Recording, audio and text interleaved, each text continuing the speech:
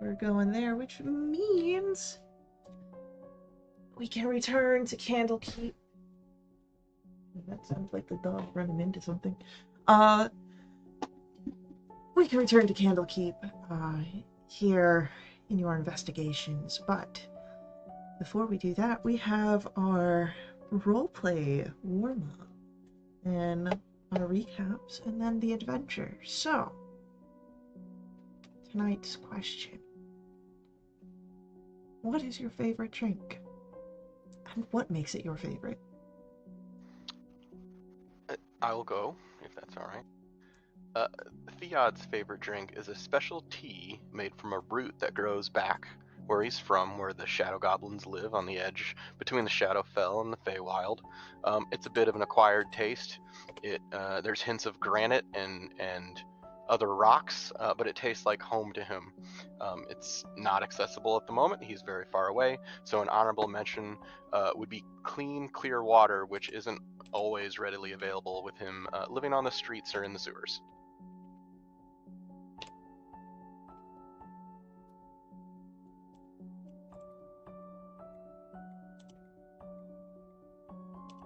I love that. Harhar's favorite drink is the equivalent of a flaming Dr. Pepper. The fact that she can take a shot glass of very, very high potent rum, light it on fire, throw it in some beer, and chug it back is a testament to how much fun she is to have in a tavern. And who doesn't like to taste the chaos of fire?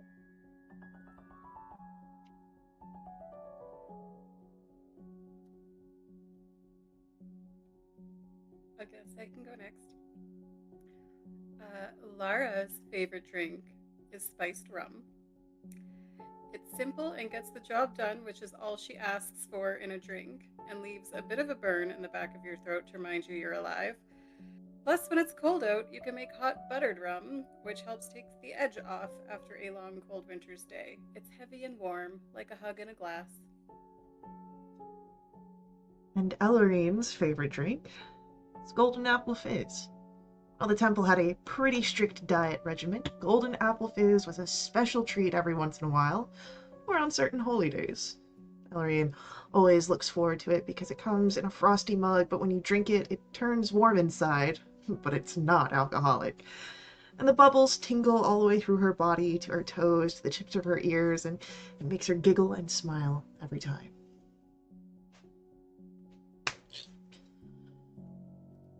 With everyone in the mindset of their characters, I believe we had a volunteer for our recap. Okay, if I can read my own notes, here we go. So we started out the session by starting to investigate. Harper starts speaking and deducing that the reason that Speak with Dead or even Raise Dead didn't work is that the heart is missing, and or somebody has already tried to do those spells. The heart was removed after death. Something was on his finger, and he did lick it, which made the stain go into his mouth. There's a spilled ink spot and ink on his sleeve, likely at the death. He did fall out of chair, likely after he was killed, or as he was being killed. And she started thinking about the chant that we had heard about the heart of the keeper that will be lost, and how that is coming to fruition. So the group decides that we should go investigate the lady whose hair it was first. And Fembris goes to update Bookworm. Queenie sits on the ledge, cleaning herself as we leave. As we go into the chapter house, we're stopped by a moon elf scribe. Past them in the room, we see Bookworm and a slender human named Kai Tiger Seal. Har overhears a whispered conversation. Kai wants to take the body to the temple. And Bookworm says no. They get into an argument about resurrection. And Bookworm says no, we can't. The moon elf steps away and allows entry, and we find out their name is Ushari. And Bookworm introduces Kai and ends up telling Kai to start moving the body to the shrine for purification, and then asks us to follow them to a room where is Daniel's sanctum, where we can use it as a She explains that the shrine of Agma is a temple for the gods of knowledge, and that's what she oversees. We ask her if she tried to resurrect the body. She says no. After an insight check, it looks like it is just the grief of losing a friend and the stress of taking on all the intelligence. She isn't necessarily lying to us. Theod pushes the chalkboard against the wall and begins to write out the chant and the clues that we have so far. Fembris goes to get Silvira. And then I can never pronounce her name. Is it Elytra? Oh, Aliatra? Eliatra. Elytra. A. We're saying A from now on. Okay, so A asks Ushari for birdseed. And Ushari says that Lewin might have some for his squirrel, which is the apothecary in the Court of Air, which is an oak tree. Harhar tells Thear to add the apothecary to the suspect list, and A says to add the moon elf. Fembris comes back without Silvira, but says that she is sick, so we decide to go visit her. We're led to the Reader's Tower, the second westernmost tower next to a large bell tower. We see a giant chess set at the entrance. We knock, and it opens via a mage hand to a room. Silvira's in bed, red skin, golden eyes, blue black hair, and Jezebel, her familiar, is in the room as well. The hair matches. Harhar picks up Jezebel and starts petting her. It's very warm in here, uncomfortably hot. Every so once in a while, she gives a shiver. Ellie does a medicine check and sees that she's pretty sick, but she hasn't seen that particular sickness before. Harhar does a ritual detect magic. And while that is happening, we determine that the hair was found in the bed because they were lovers, which is not a surprise to anyone. She last saw him at dinner, and they had sat in the morning, but did not retire to his room.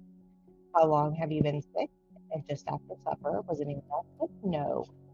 Could be from an interplanar artifact, not necessarily food poisoning. And then A notices that she hasn't moved her right arm at all, and messages Ellie. There's nothing magical on her for her magic. Jezebel King. Oh, I'm sorry. Can you? No? I can hear you. It does get a little like muffled every so often, so Oh, I'm so sorry. I will speak louder. Let's see here. Nothing on her is magical. Jezebel pings a small trinket that woman. Ellie asks, did he discuss what you were working on, what he was working on with you? And she says that we partners at work, sometimes overlapped, but mostly he gave a sign off.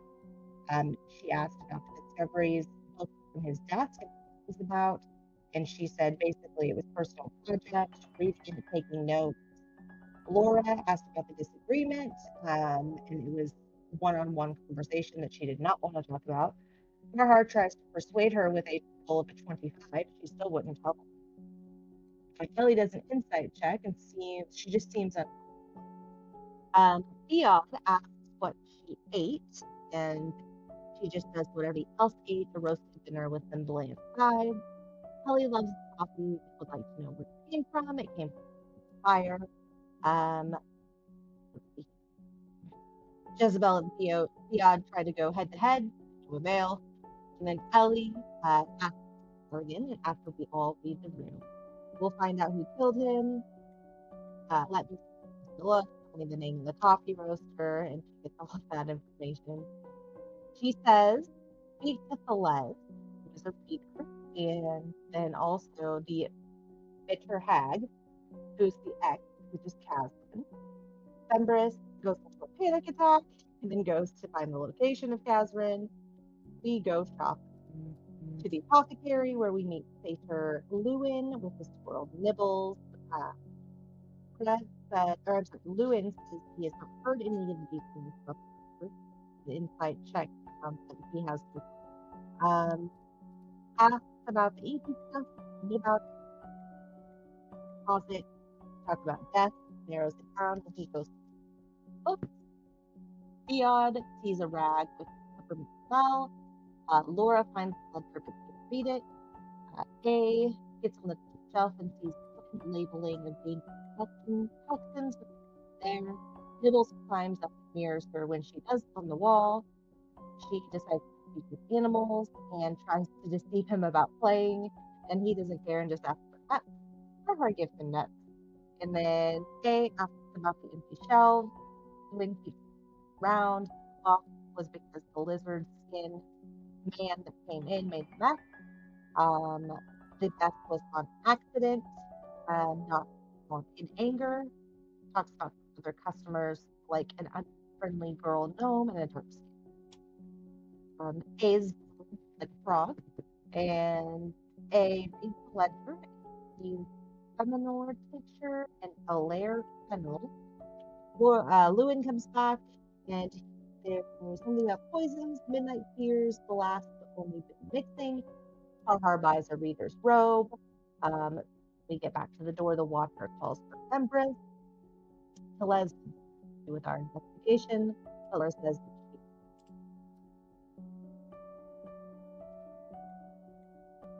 All right, your mic cut out for that last half of the sentence. Laura can help. Okay. All right. Yeah, I will say that that is enough for a +3 at some point this session. But can I have a +2 and give Laura a +1? I mean, I don't see why not. The one name is not worth a +1. It's done. I It's was canon. joking. Done. It's so done. I was joking.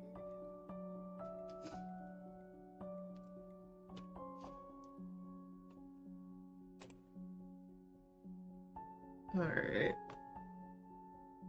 Hey, there we go. Sorry. No worries.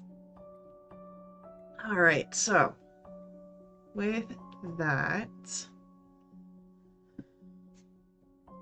we return to Candlekeep as this blizzard is still persisting.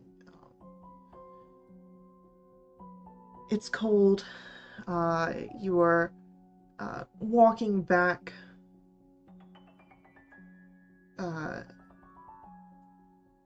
as you met up with Fembris once more, and as he's found where the two figures you had asked of, Telez, Avosh, and Kazrin, he of course lets you know that Telez wants nothing to do with this investigation, and is refusing your summons. And Kazrin,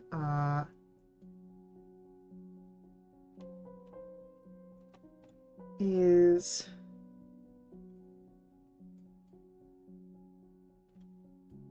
where is Kazrin currently? We'll have Kazrin in one of the study rooms. But from what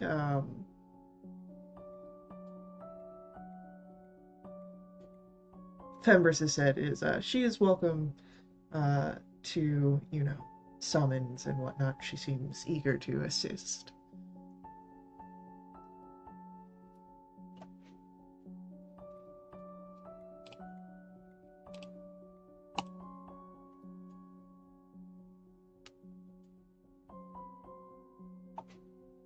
So,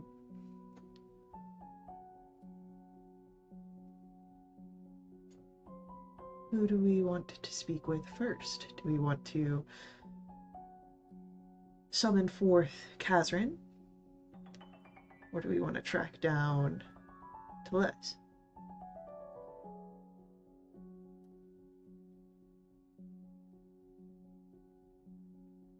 You guys, I've never seen a bitter hag before. I really want to meet a hag.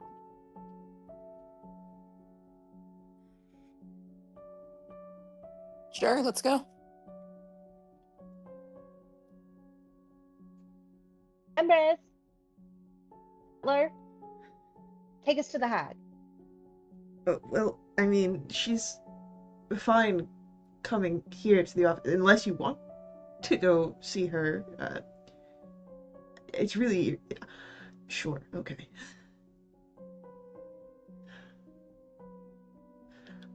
So with that, Fembris will lead you to the one of the studying areas here in Exaltation, and amongst some of the other readers of Candlekeep, you see a figure that you remember from the council chamber earlier this day. An older woman, her dark hair starting to turn gray. She sits a little distant from everybody else, unfocused, it seems, in her work.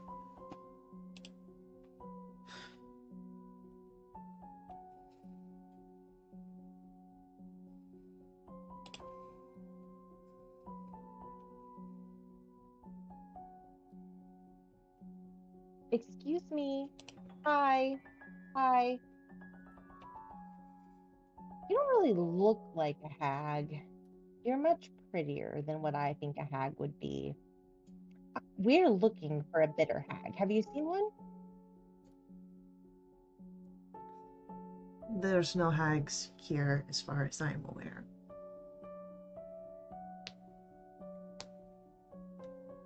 Empress, did you take us to the wrong person?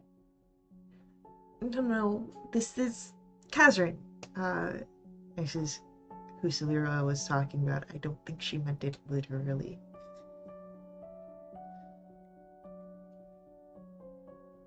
Oh. Catherine! Lovely to meet you. She'll reach a hand out for a handshake in sort of like a return to this, and you would notice that, like, from under the robe of her sleeves, you can see like 3 layers. She's got gloves. You'd even notice like there is a piping hot cup next to her. Like, this woman does not seem to handle the cold very well here.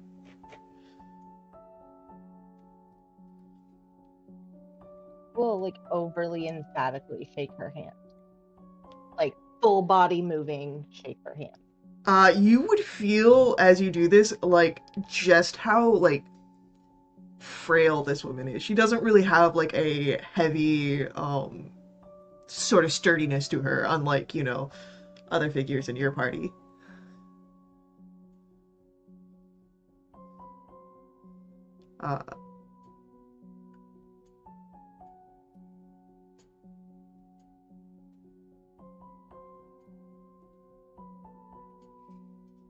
Well, it is a pleasure to be meeting you as well. I've been made aware that you are, the investigators. I do hope that your investigations have been insightful.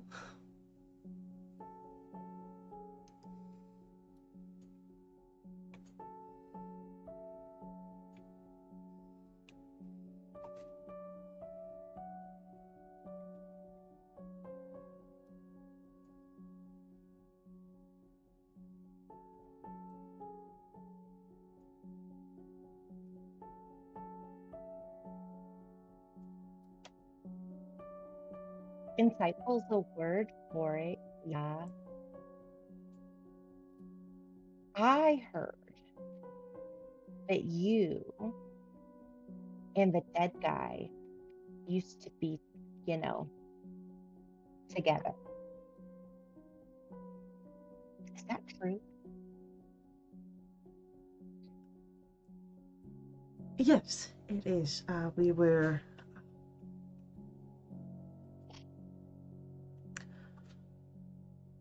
We were together once, involved. But, I mean, I still admired and deeply respected him, even after that relationship ended.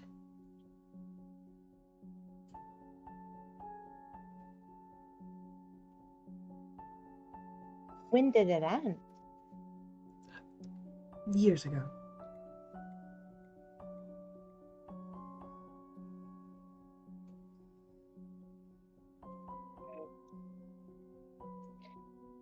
May I ask why?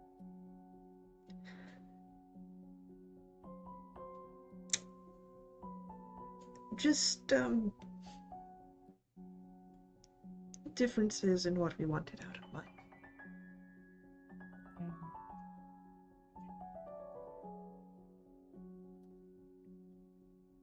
Can I do an insight check? You can, in fact, do an insight check. Ah, I can use my fun little thing. Yay! I showed this off to Caitlin, but one of my Christmas presents is like this little fidget dice spinner. I've seen those online. Yeah, my dad got it for me, so. Alright, as you are looking at, Kazrin as she gives this answer,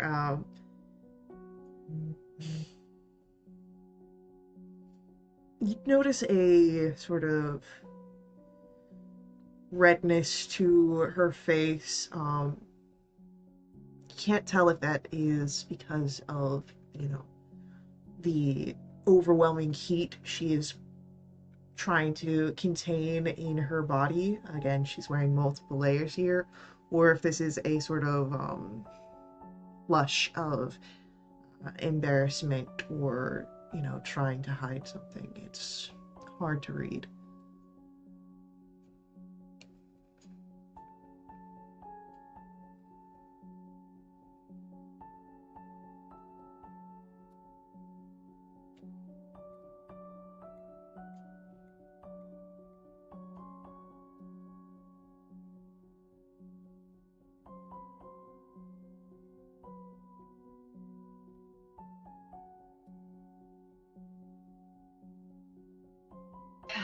Men, am I right? It can be a handful. Well, you're certainly right there. So, like, what do you want out of life? Um, Hasbrin. Right now, I'm hopeful that we can figure out, who could have done such a atrocious thing. Having a murderer amongst some of the highest readers is it's an unsettling idea.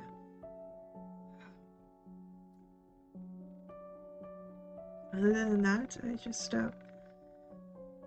look forward to the simple things.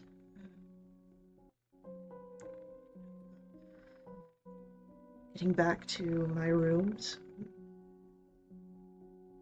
Hopefully having someone there to keep the nights warm. You're looking for a boy? Oh, no. Or a girl? I'm already involved. We just don't always share the same room. Good for you. Tell me. Who? The lie. Ravenmore.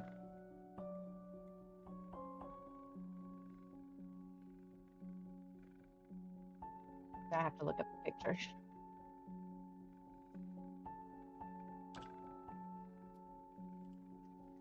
While this conversation is going, does Kazrin have some sort of like handbag or satchel of sorts?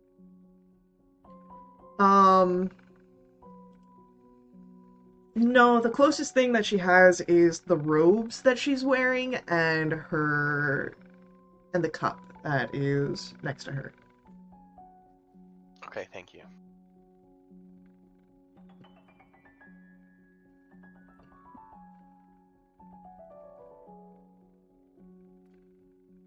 Well, good for you, girl. Good for you.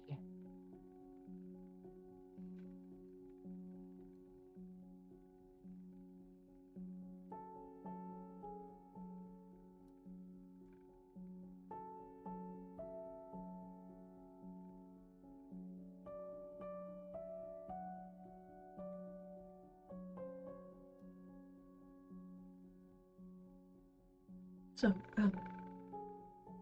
is there anything that I can help you with, investigators? Yeah, like, where were you, I guess, when it happened? I was in my room. So it happened sometime in the evening. There was tension over dinner. And Silvira was the first to leave, storming out. And went about the rest of the evening, each to our own.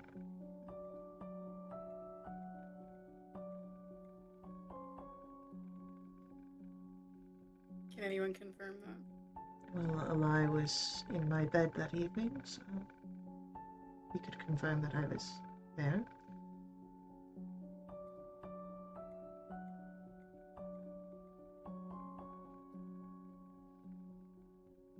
I'm gonna stage whisper to Theod. Put that on the board. Yeah, you get a nod out of that.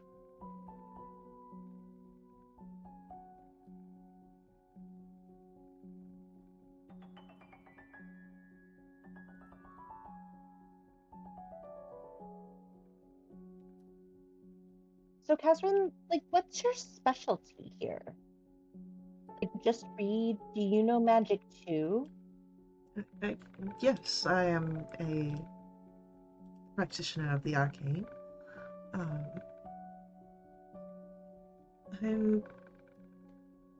not as deeply specialized as others might be, but I'm quite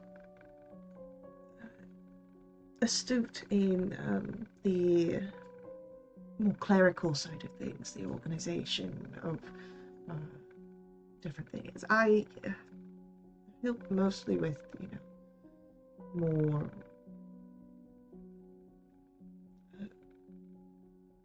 keeping everything tidy when it comes to our research materials. Organized. Cool. Do you know how I have always wanted to learn how to like change my face? You know what I mean? That's something. Have you learned how to do that? Like a disguised spell. Ah.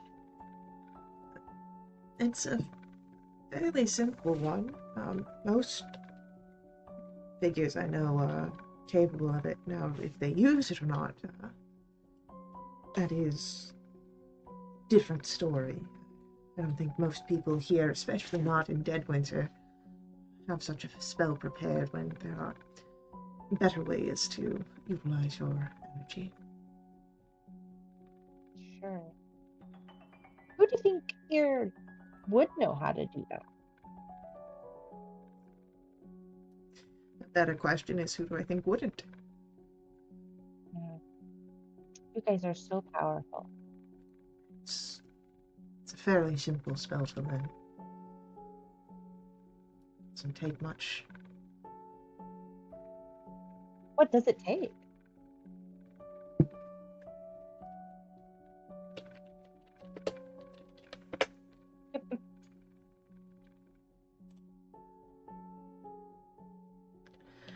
just, knowing the right gestures and, arcane words. Like I said, it is very simple. Oh my gosh, maybe one of these days I can learn it. That would be so cool. I have no doubt that you would be able to. You are just the nicest.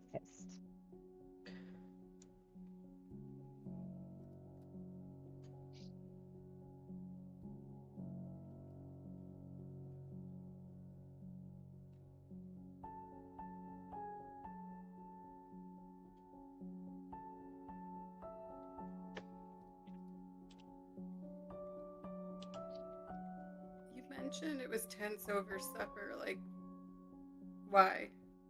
What up?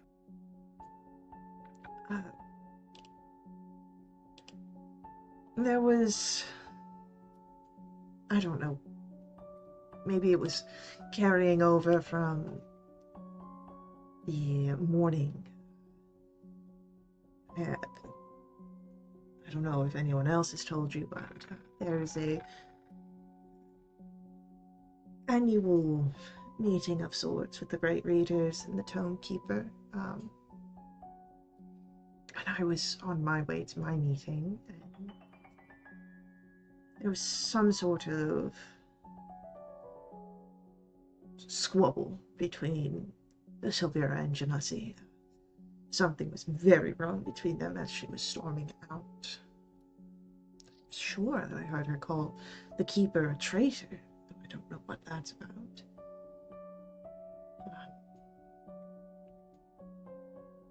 And there was smoke coming from one of the armchairs. But,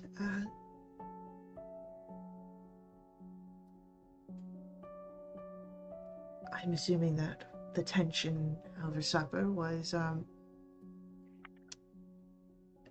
residual effect of that. Okay. Can I make an insight check specifically when she says, I could have swore I heard Sylvira call him a traitor, like specifically that bit, Yeah, because her tone shifted. So I'm honing in on that to try and see if I believe what she says.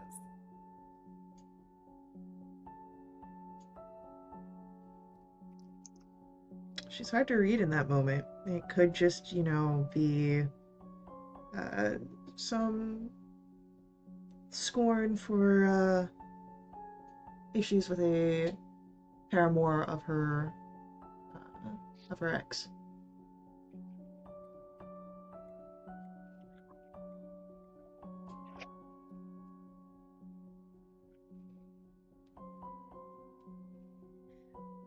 So there was a chair that was smoking. Where was this meeting?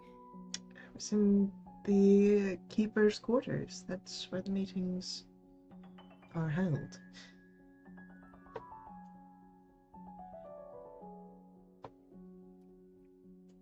And that's usual. That's where they usually are.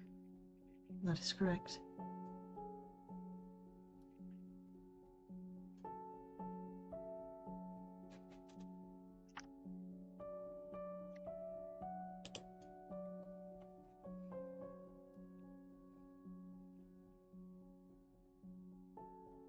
When Sylvira stormed out of dinner, did you happen to notice if she looked unwell, other than angry, right? Like sick? I must confess that, other than seeing her leave, I wasn't paying too much attention to her countenance. I was trying to make sure that the night stayed somewhat civil. You were flirting with a lie, weren't you? You can tell me the truth. I was merely making suggestions of gifts exchange and retiring. It was Suggestions.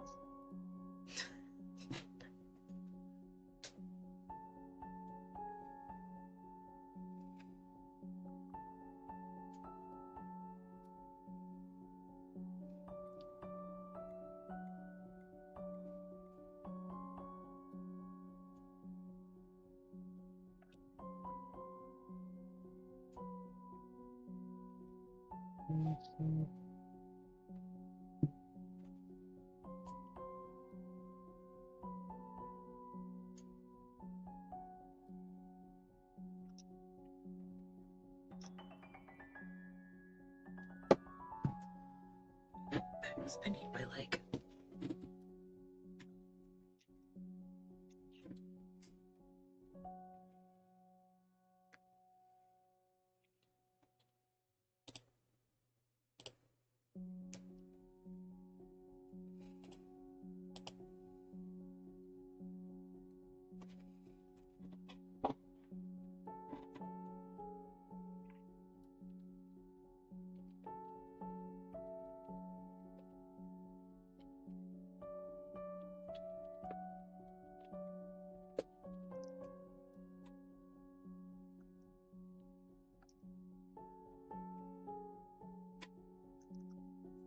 Anyone else have any questions for Kazrin? I just have one more. You said that you were like really good with the books and the clerical stuff and making sure that everything was clean and good to go. Did you ever have to help the Genasi with the Discoveries book that he had that he was working on? Do you happen to have any insight into that? No, and Genasi hasn't really confided in me for any sort of his own personal projects or issues in years. Everything is more akin to what goes on in Candlekeep as a whole, rather than individual undergoings.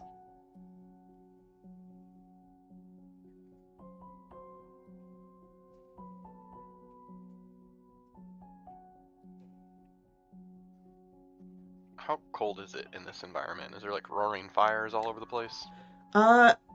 You actually would all have noticed there are no fires except for at the hearth. Everything else that you've seen, the fires have been like candles, nothing larger than that.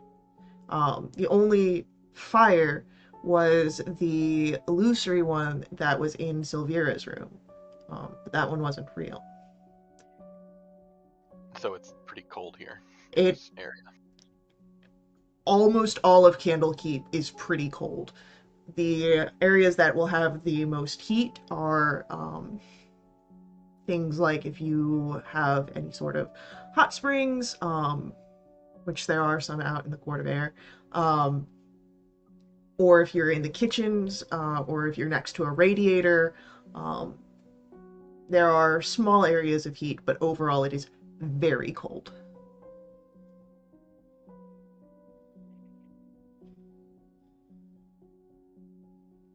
Thanks.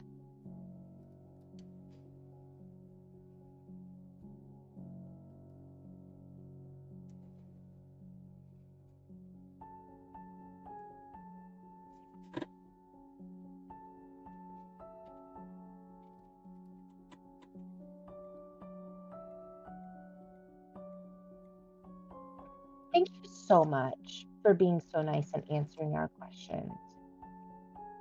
Just so you know, I don't think you're a hag. I appreciate that.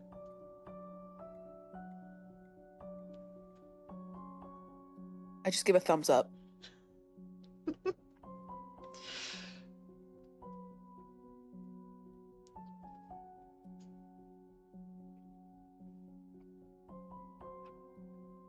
Well, I wish you, of course, the best in your investigations. I really hope that you can find out who did this.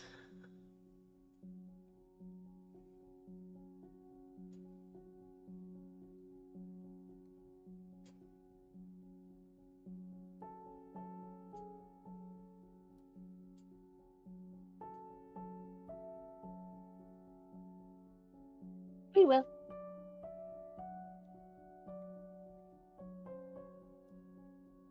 And then we'll give them to Laura. Oh, that's me. And there's a moment of like where she's like looking you up and down, and then gives like a very like tight-lipped smile of like, okay, all right.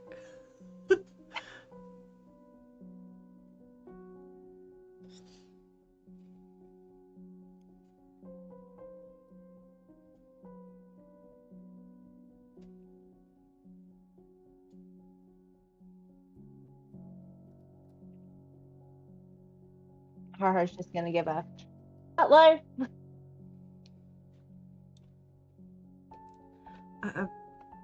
Yes. I think we're ready to go see Celeste now. Okay.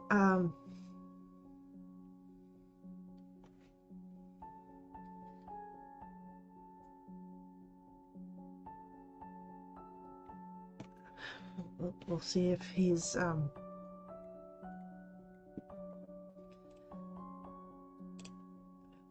we'll go see him.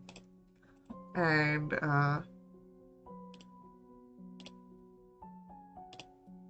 you don't have to go far from where you've met with Kazrin.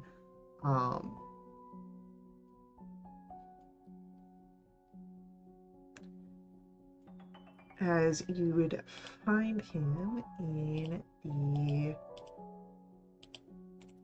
Arcanium Library.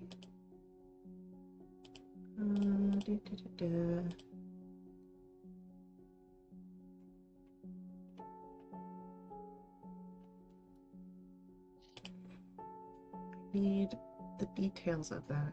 Oh my gosh. I literally had it pulled up. Problem of changing computers between game sessions.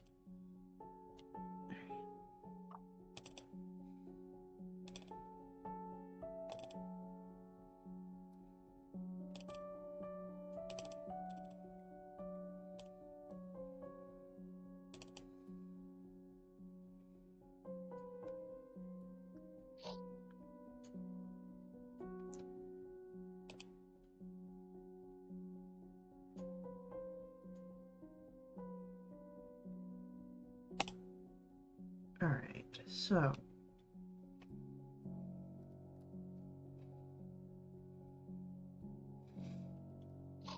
yeah, you would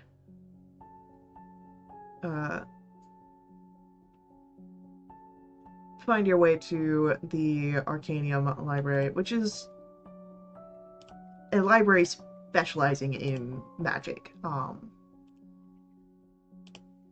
And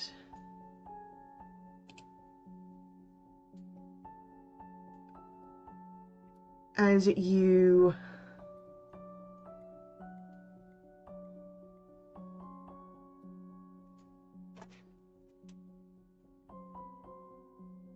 find him,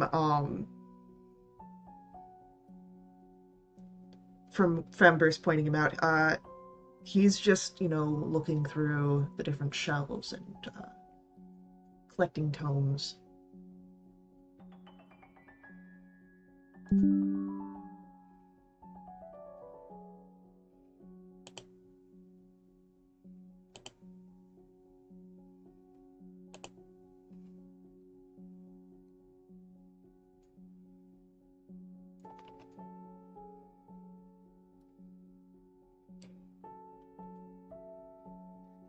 Can I see if he has any sort of satchel or bag with him?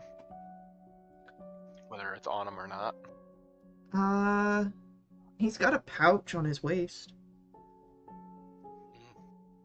Okay.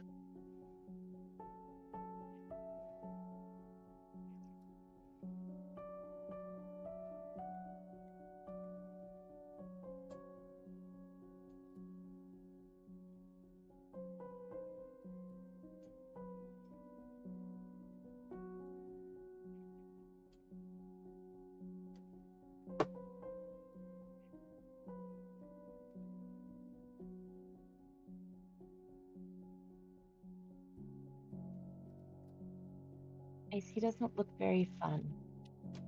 I don't really want to talk to him. He seems mean.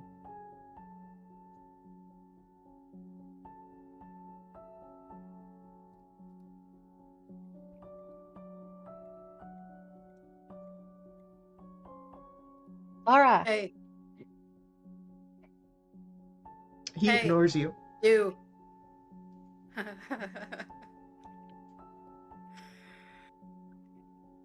gonna walk over in his, like, periphery. Like, I'll walk up next to him and I'll just, like, lean up against the bookshelf he's looking at or whatever. Just be like, yeah, I was actually talking to you, sir, actually. I understand that you think you have some right to be here, but you don't. I love it when people tell me I'm not supposed to be places. We have some questions for you.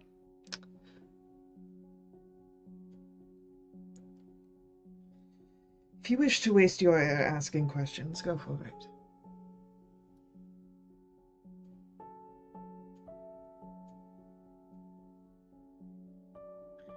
Where were you? None the of your night- business. Oh, I believe it's very much my business. I believe the powers that be here made it my business. Ah. Look, you're out of your depth. You can stop playing detectives. Leave Candlekeep business to the avowed. You're more likely to get yourselves killed than you are to find the murderer. People have tried to kill me, none have succeeded so far.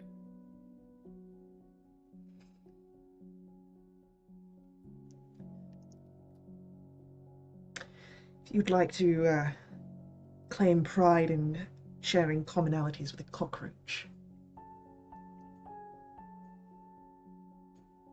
Just gonna get the brass belaying pin out from where she keeps it. She's just gonna look at it. She's just gonna look at it fondly. She's not doing anything threatening with it. As you do that,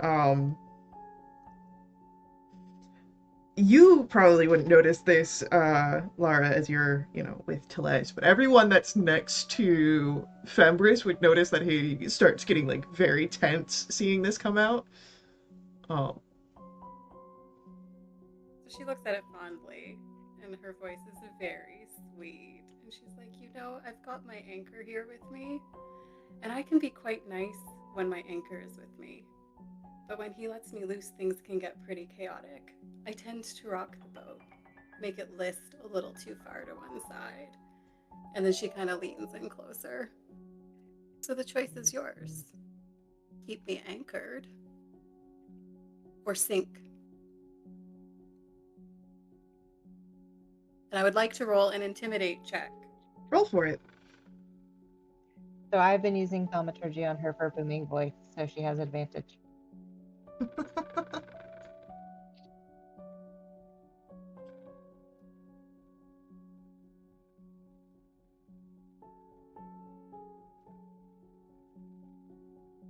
$18. He looks at you.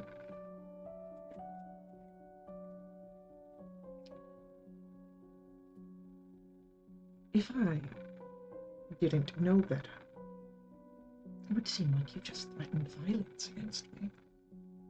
Even in a poetic way. But that would be breaking the rules of Candlekeep. And since you have your authority to be here, you must know the rules. Right? Ain't no rule about talking to a guy. And there's no rule about refusing conversation. I believe that's called interfering with an investigation. This investigation is a farce. As I've said, you've no authority here. This is avowed business. And last I checked, none of you are avowed.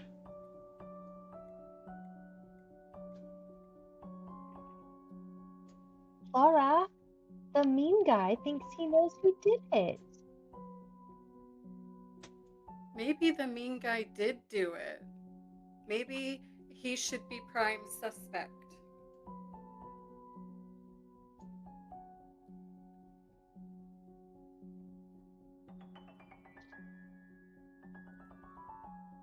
As I said, you're likely to find yourselves killed before you find the murderer.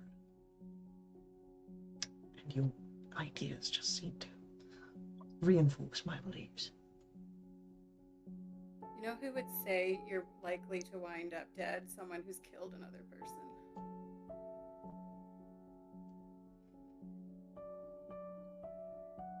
There's an adage out there, takes one to know one.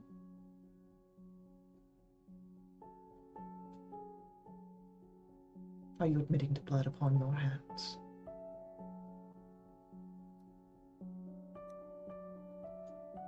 So funny, because there's no rule that says I gotta answer your questions. Where's your authority as the investigator in this murder?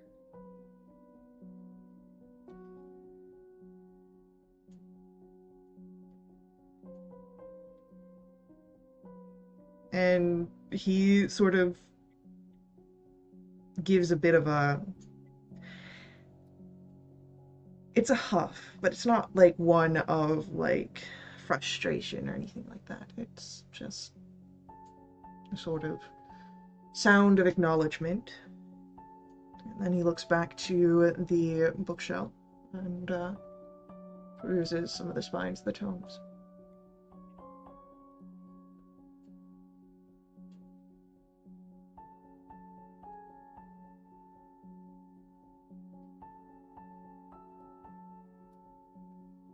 I bet he probably knows what's in that book.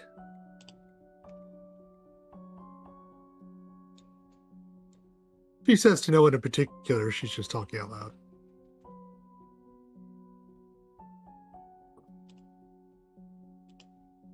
Hey, Ellie, be careful, he's mean. Oh, that's fine. Yeah, hey, what do you know about? Was he was researching magic things? Did you know about what he was getting up to?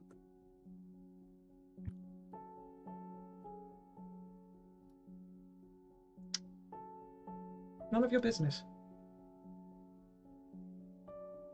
Well, it was somebody's business, and maybe that's what got him killed. It's just an idea.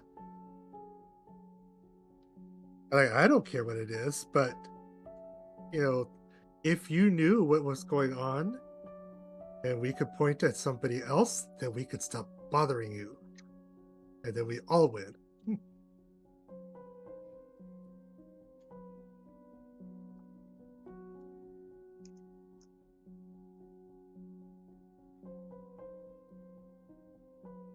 He just looks over the spines more. Different books. All right, well, when I crack the grand code of this book, she kind of cracks her knuckles a little bit. I'm going to come back and whip your face with it. Not literally, of course. I just show you that I can do it. That's all. Okay. Yeah, obviously, the culprit just doesn't want to help us because he doesn't. He wants us actually, you know what it is? He wants us to come back again and again and again. I think we should just come back here, every half hour or so and just see if he's changed his mind yet.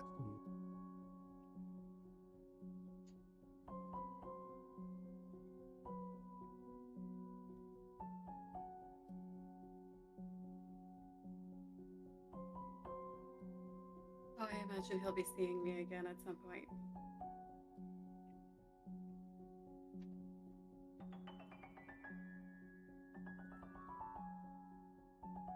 More the misfortune for me. Yes, you definitely get the worst end of that.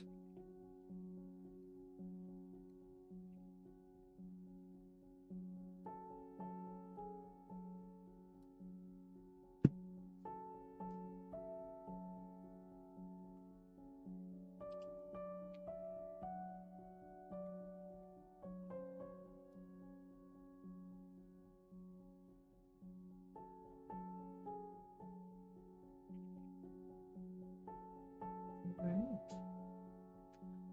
Well, where to next? Do you return to your investigator's office?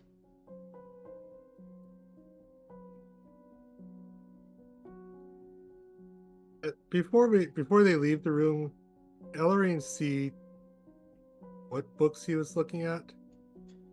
Uh, If there's writing on the spines, or just yeah. Let me roll that perception for you here. sure. You're just not getting up close and personal or anything, Ooh. obviously. Just Yeah, that's why I was rolling a perception to see how well you're able to see things. Yeah, you do actually see, you don't see all of the spines, but, a good number of them, you would notice, seem to,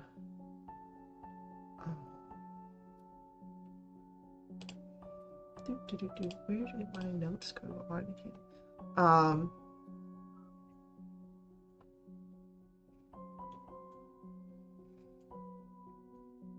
They are, books of, arcane theory, but what really sort of strikes you out is more than one tome seem to focus on curses. or on cursives. On curses, like hexes and things like Oh, that. curses. Yeah. Sorry. Misfortune.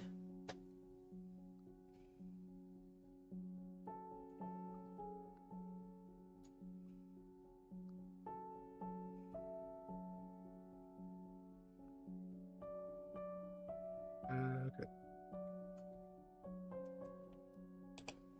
As we leave, I want to use thaumaturgy again. Like, I'll be the last one out the door, and I want to do the phantom sound of ominous whispers from the book that he has, like, in his hand, and just, like, whisper of, like, don't be an asshole, don't be mean, as we walk away.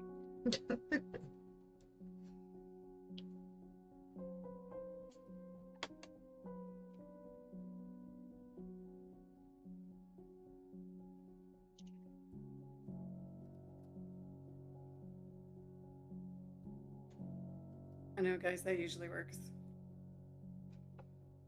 Oh my god, Lara, you were so great. So great. Was I, though? Because we didn't get any information. He was super mean. Did you hear what he said to Ellie? How can you be mean to that face? He wiggles her ears and smiles.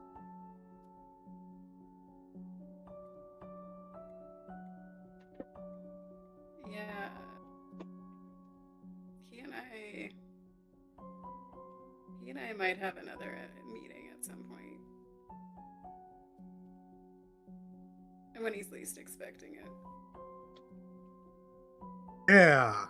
And then we're gonna hit him with the information, or I don't know, maybe you just hit him. I don't know. Yeah, clues and evidence. You're meaning That's this all right. in like a metaphorical way, right? What does Oh, this have to do with rocks? No, not metamorphic, metaphoric. just remember, violence isn't. You can't do that here in Candlekeep. Like, I Butler, can't if no one sees me. lead us to our room, please. okay. It, Can Theod like kind of pull on Fembris's jacket or whatever he's wearing? Yes. Smoking chair. I mean, you can smoke most anywhere in Candlekeep. No. It just. Chair was smoking. Okay. Yeah. Where? I don't.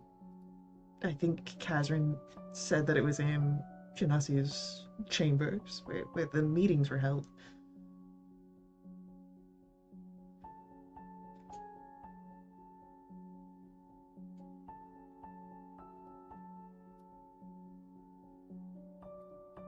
maybe we should Yeah, go there. I saw marks on the chair. They were circles. I think there were 3 of them.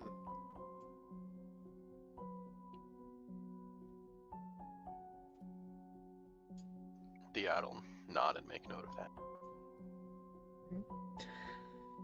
It's not long before you make it back to the Sanctum of Denier, which has, for the time being, been gifted to you as an office for your investigative work. Chalkboard is still present. Bushati still at the guard. Theod's beelining for that chalkboard. He's just scampering over and he's just start writing stuff. Still in Goblin? Still, yeah, of course.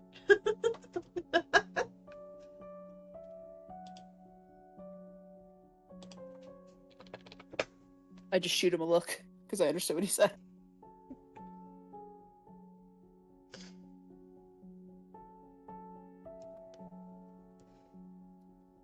Alright. So, as Theod is at the chalkboard, you will learn your sanctum. What would you do?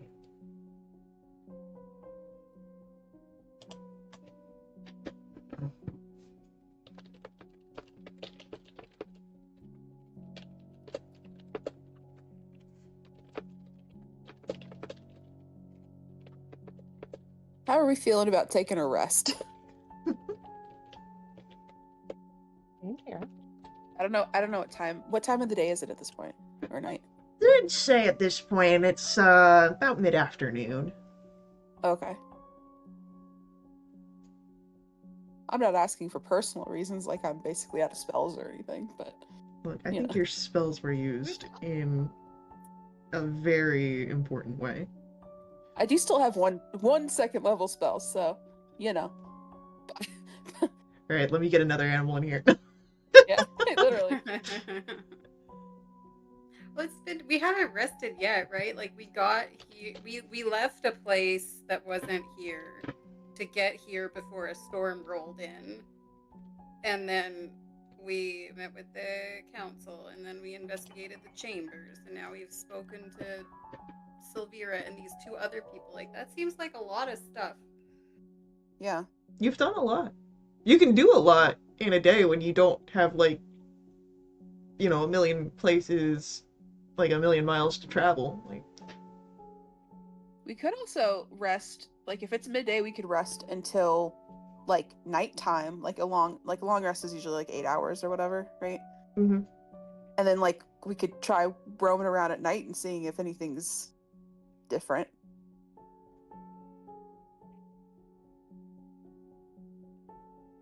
I mean, I assume most people are going to be asleep, so we can't talk to as many people, but we could maybe investigate stuff in peace a little bit. I don't know. To Les.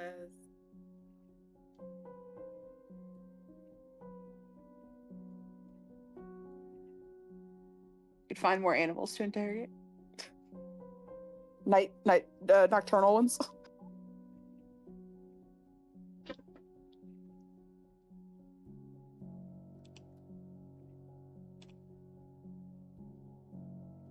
It's worth a shot.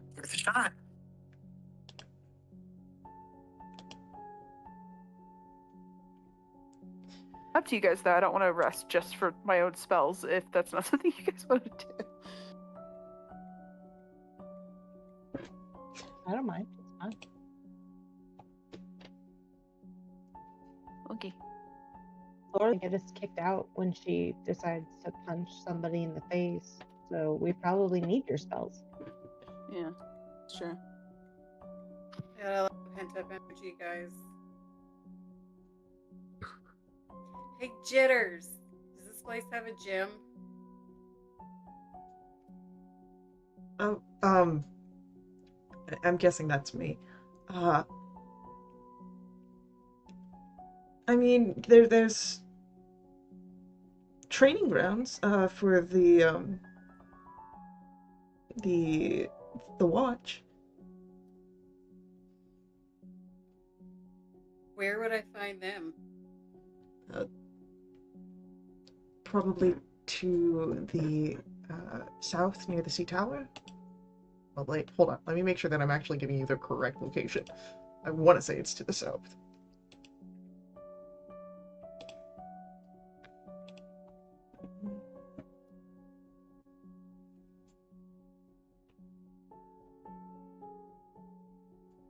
It's okay. He's unsure because this boy has never worked out a day in his life. Yeah, he's not part of the watch. This man ain't. Lara's gonna lean down to Ellery and she's just gonna whisper, "He totally skips leg day."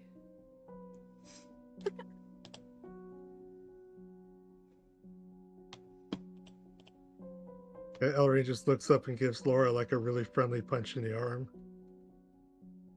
You know, like it's a half swing, just,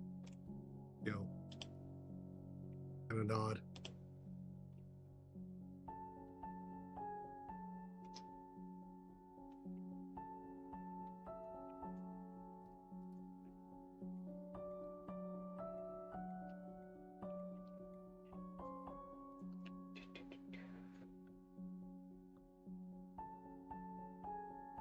Is there a place for us to sleep? Is that also in here, or are there... You've been given rooms at the House of Rest in the Court of Air, but nothing's stopping you from sleeping in your office. I mean, plenty of other detectives do that. I'm gonna spider climb up the wall and to get on top of like a bookshelf or something, because I like to be up high, and I'm just gonna take a nap up there. Yep.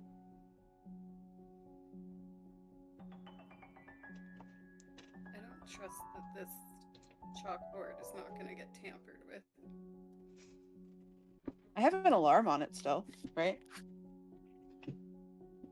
And I'm in here. Right.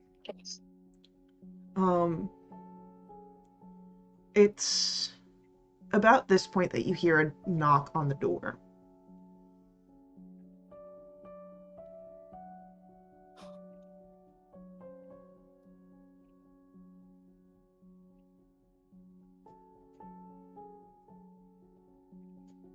I'm up on the shelf. I can't get it. I'm just gonna glare at the door.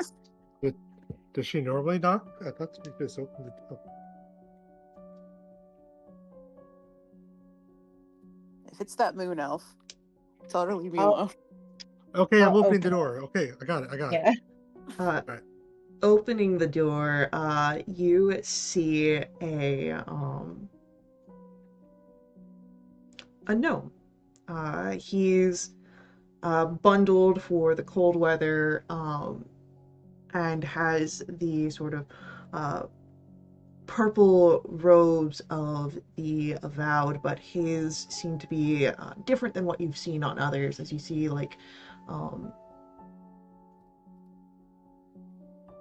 scrolling white embroidery and golden runes sort of embroidered as well. And you are the investigators, the seekers, yes? Yes, that is correct. And you are? I want to have fantasy name generator pulled up for this one. That's a weird name. Yeah.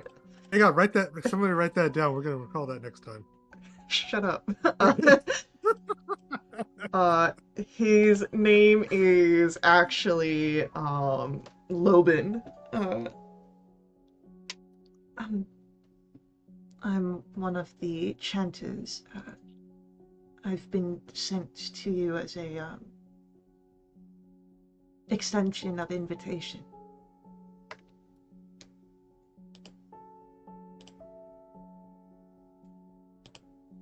You were interested in attending the farewell service for the Keeper of Tomes, correct? Yes. Yes, we were. He says totally convincingly, as if he has not forgotten what this is whatsoever.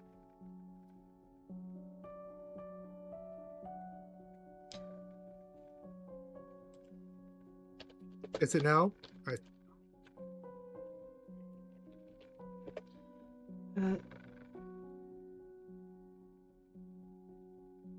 No, it will be later this evening, before supper time.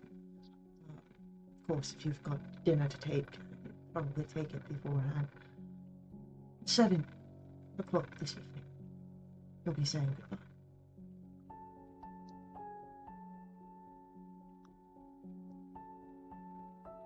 I see.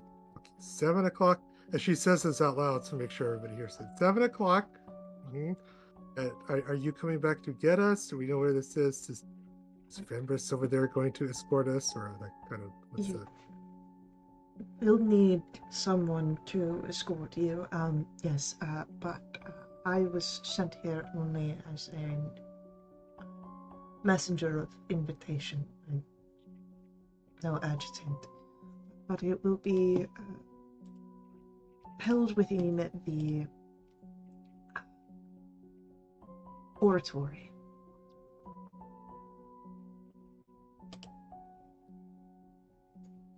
Seven o'clock at the oratory. Okay. I don't know why they just didn't send a note or something. That seems a lot of work for you to come all the way over here. And I mean, it's fine. You did a wonderful job, by the way. You look very dapper in your purple. Thank you. You're welcome. Well, then I will see you this evening. Oh, I suppose you will. Okay, bye. And she shuts the door.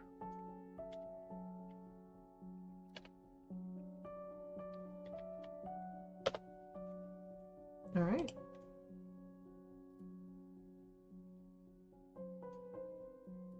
Sounds like a good amount of time to take a nap. Until then.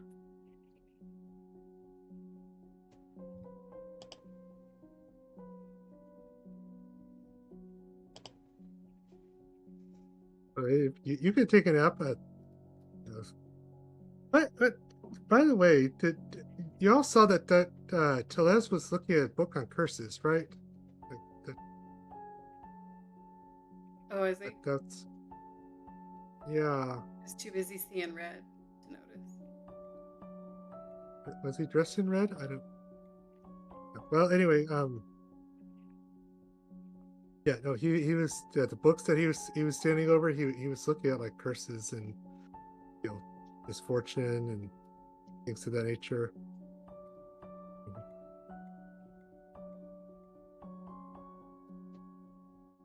But that just makes him even more suspicious. Yes. But Theod, we also need to check out the nice hag's alibi. She says she was with her boyfriend.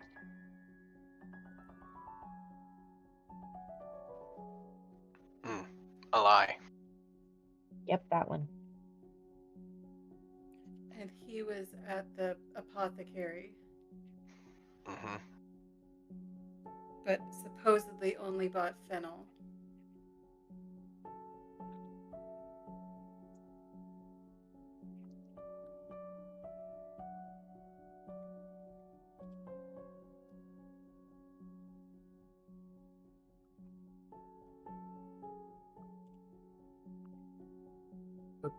While Eliatra naps, you and Theod want to go a little checking on your own, and maybe me and Laura can let her, exercise a little, and then, maybe we can meet up later.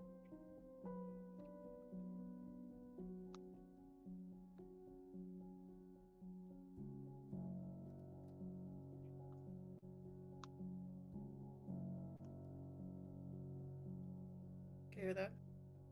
I'm gonna ask for someone to roll a persuasion check on Fembris.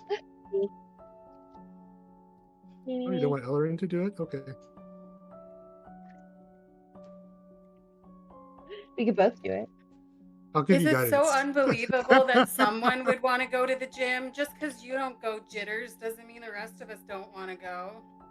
It's more the fact And that you're people. asking to split up when the rules state you have to have someone as your guide.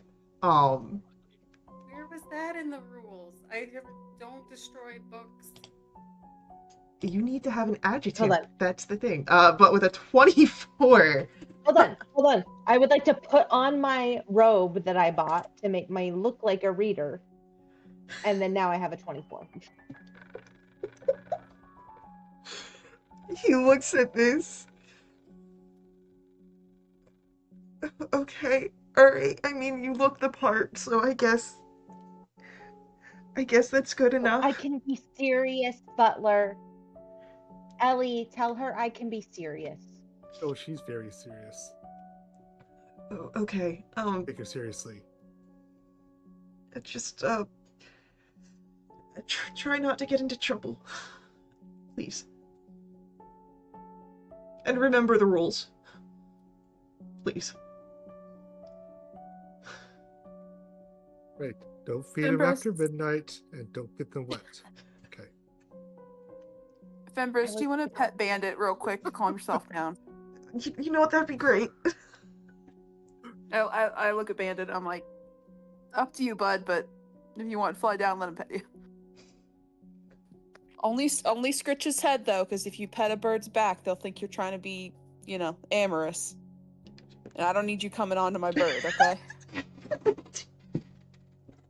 Hold on. I gotta put something down. I was on my way, but you know what? It's all you.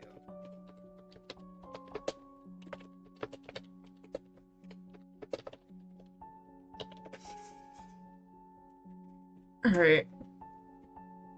So yeah, so Bandit, there's like, that sort of haughty tittering, as Bandit probably sounds something along the lines of, I'm not a pet, but we'll go down and receive some head scritches.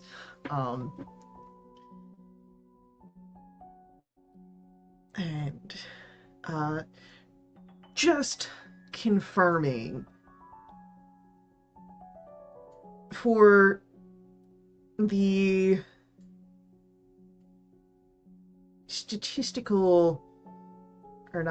the mechanical benefits, Elle's long rest is only 4 hours, correct?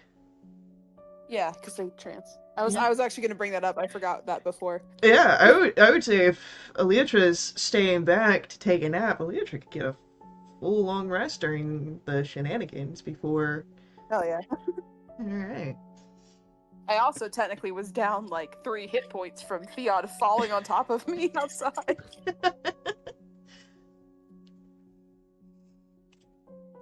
So.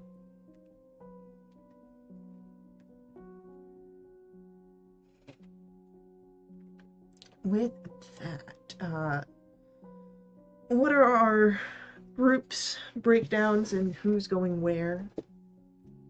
You know, Eliatra's staying back.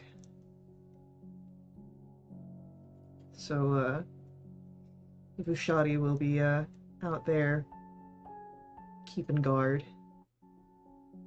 Though I don't think that's, too inspiring for the tenuous relationship that is brewing between Elytra and Vishati. Uh-huh.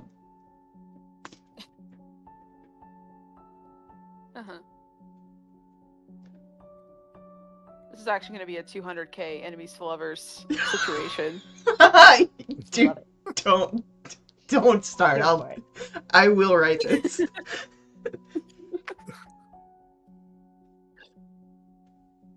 All happening on the other side of the alarm spell. It's just yearning.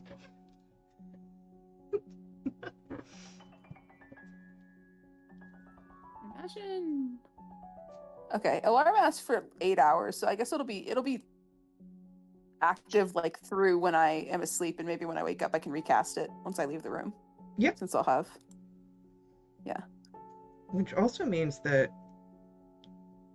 if you leave the room, if someone comes in during that 8 hours, you'll know. Yeah. Especially if it's that moon elf. Yeah. Knew it. With the candlestick in the conservatory.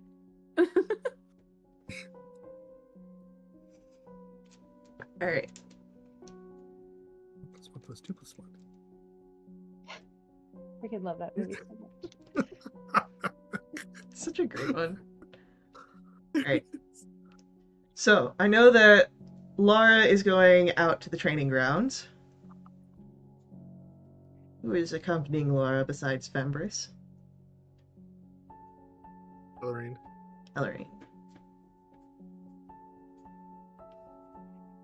And then that will be Eod and Harhar, which it's a bit of a terrifying combo, I'm not gonna lie.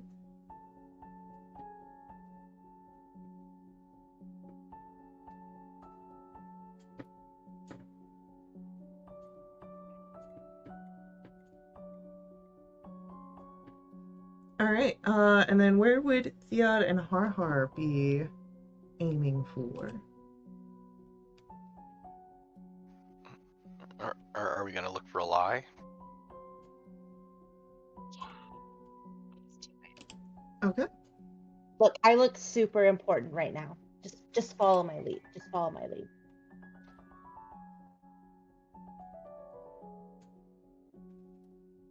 Theod tries to also look important.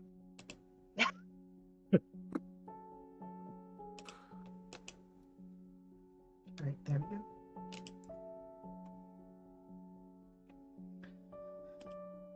Do.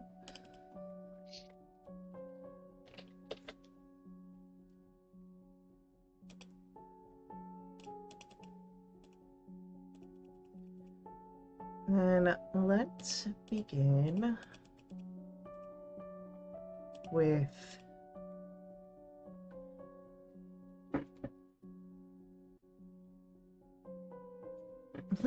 with our training grounds.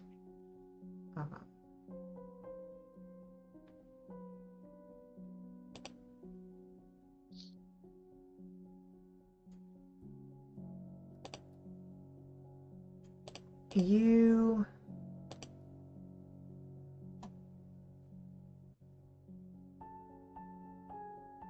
make your way with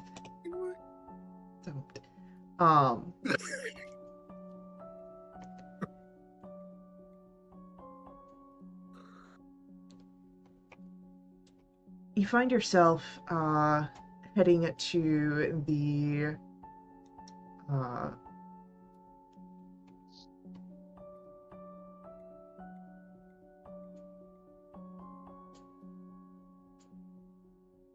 the tower, the Seer Tower. And as you pass, by the way, through all of these areas, again, the storm is... It's not as heavy as it was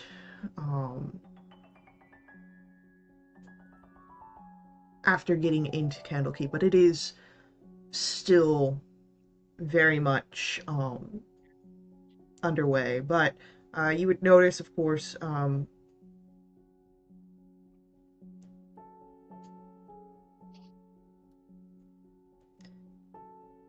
what you hadn't seen from the outside, you do see here. There are guards on the towers, on the walls inside of the more inner area of Candlekeep.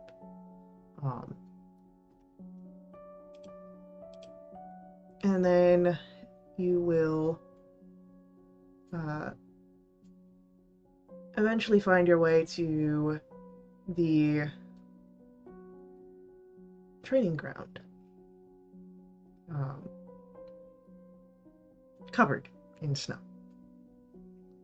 But you can see the outlines and the peeking out parts of dummies and some obstacle course.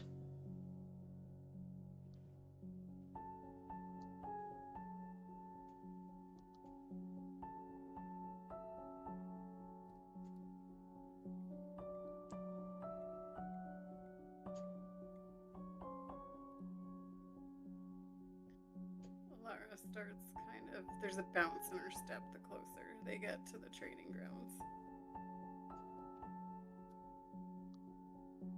All right, well, take it easy and take it out on the things down there. Okay, just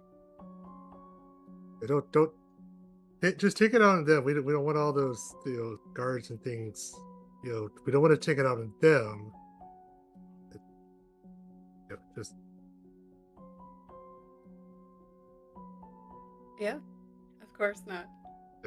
Unless someone wants to spar with me. Well, I mean, I've taken a few punches before, but what? Why are you looking at me like that? We have training grounds. You don't have to. It's fine. There's dummies out there. I can use those. I'm not a dummy. No, I said they're out there. Oh. Like the things that they don't move that you hit. Yes. Yeah. Yeah. Yeah. They look cold. Is there? Yeah.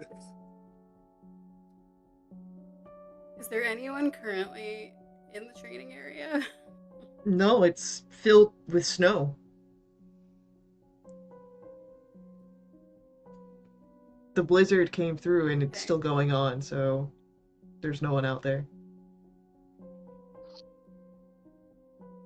Alright, well, I got too much energy. I gotta burn it off, so just hang on 1 second, because I want to see how many times a day I can do a certain thing. Where did it go? Where is it? On my sheet.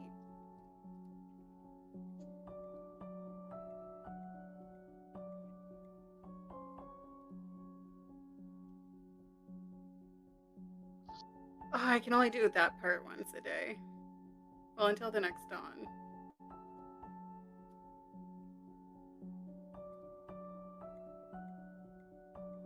Fun. Well, I'm gonna make my way over to a dummy. Mm-hmm. And I'm gonna enter a rage. I'm just gonna start laughing. Alright. I'm just gonna start punching and kicking and just trying to burn off some of this energy. Yeah. It's easy enough to do. Why don't you describe to me what this scene looks like? Lara looks happier than anyone's ever seen her for this entire trip. When she goes into a rage, she doesn't get angry, she gets excited. Like she loves life, and this is what she loves to do, and she's having a blast. And so she laughs, she can't help it. It seems like she's moving to the beat of a tune no one else can hear.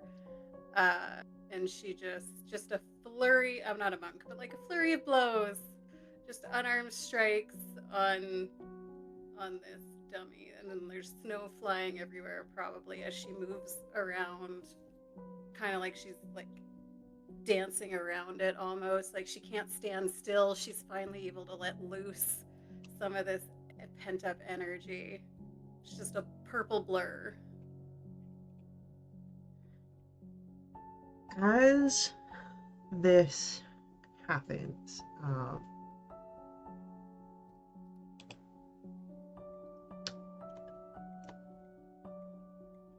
And Ellery totally is throwing snowballs at her. That just makes her laugh harder. It makes her have an even better time. She's loving this.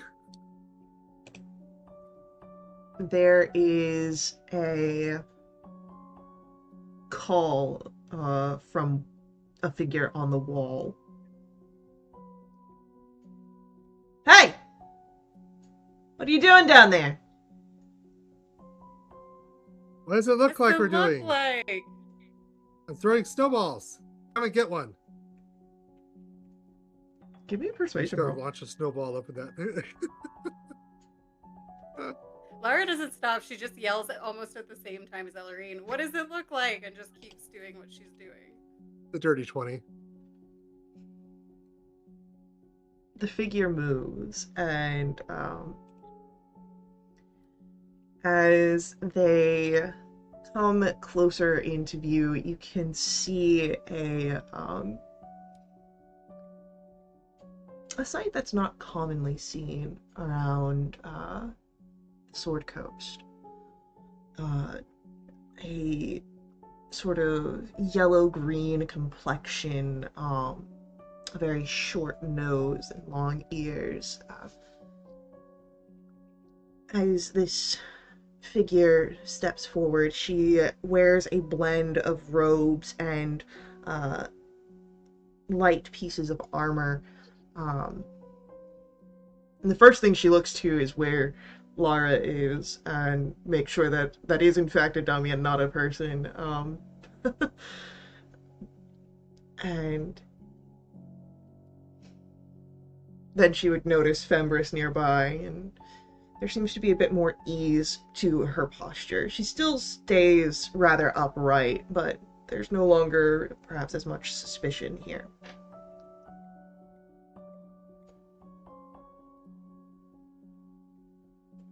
Lara's still going, but she's like, "Did you come down to spar?" You want to build a snowman?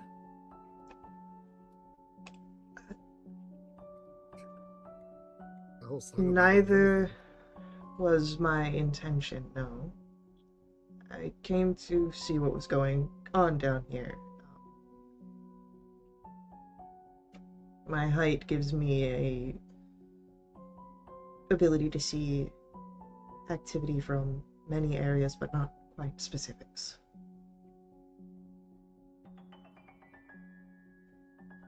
Ooh. So you're a lookout. Well, look out! And she's just gonna lob a snowball up at them. Like, not really, like, directly at them, just... I want you to give me a dexterity check. This is an improvised weapon attack. This is for accuracy. Yeah. It's a 4. Alright, very easily, she moves out of the way, especially because you weren't trying to aim to, like, hit, like, any sort of, like, center of mass. Yeah, she's just, Come on! Your form was entirely wrong. Your stance needs to be wider, and your arm should be going back rather than under. Yeah? Well, come down here and show me how it's done. I'm already down here. Oh, there you are.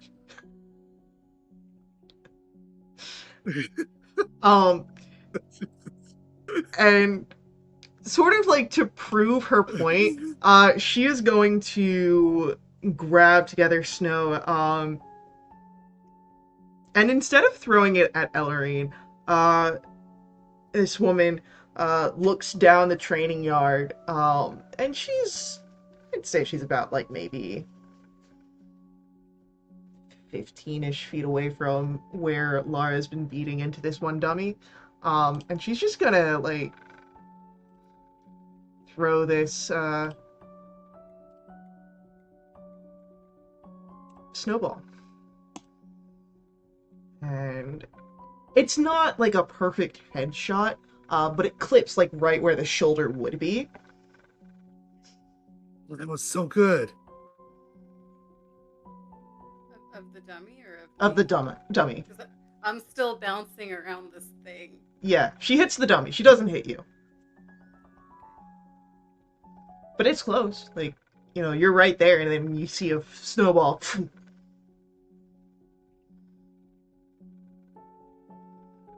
even stopping, I'm just gonna scoop up some snow, and as I'm moving around the dummy, just like lob it back. Who am I aiming for? Who are you aiming I'm for? gonna aim it for the person who threw it at me, but like not in an offensive way, but just like, oh, game recognizes game, and just fire it back. Give me. This will be an improvised weapon attack. There you go. I'm proficient in these, and You I'm are. raging. You are. So I'm just gonna do it reckless. Yeah. Because that's the type of mood that I'm in right now. Why not?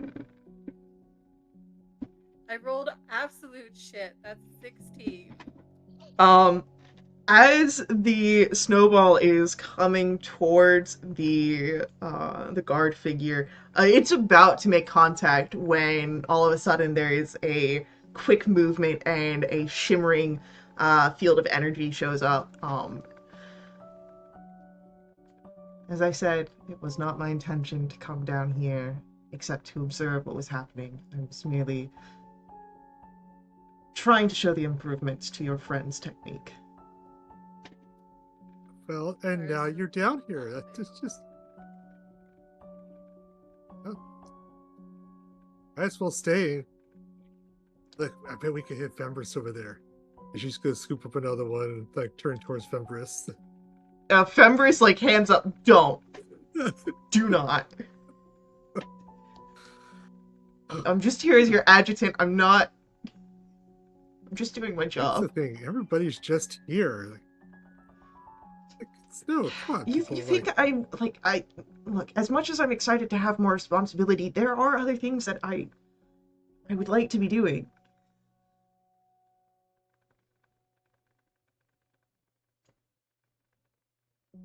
She like takes a deep sigh, then she throws it anyway. Like at the wall next to him, like not like directly at him, just There's slush gets onto him. Yeah. And he looks, oh, man. It's snow, Fembris, light up. It's cold. If you moved around more, you'd be warm. If I stayed inside, I wouldn't have to deal with this wind.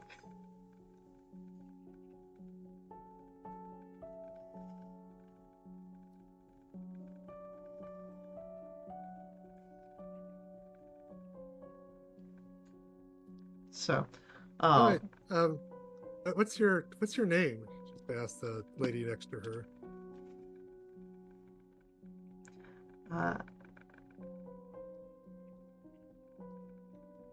Gralala.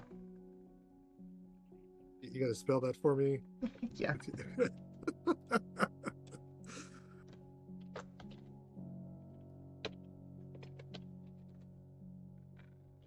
Please and thank you.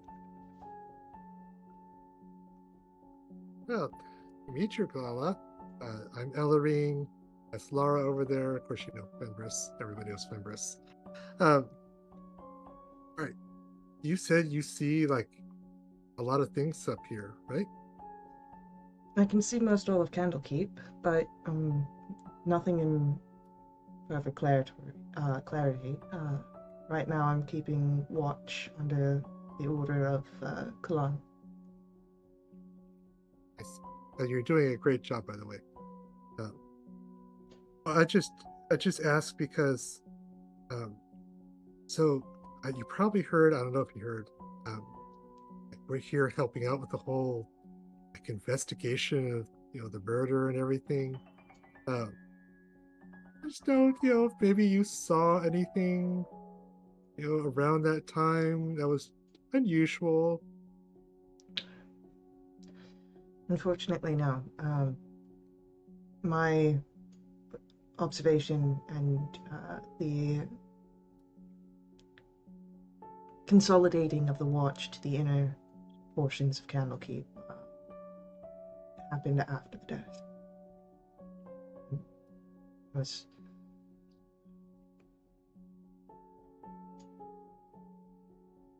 there are, of course, rumors that get around Candlekeep of the beast.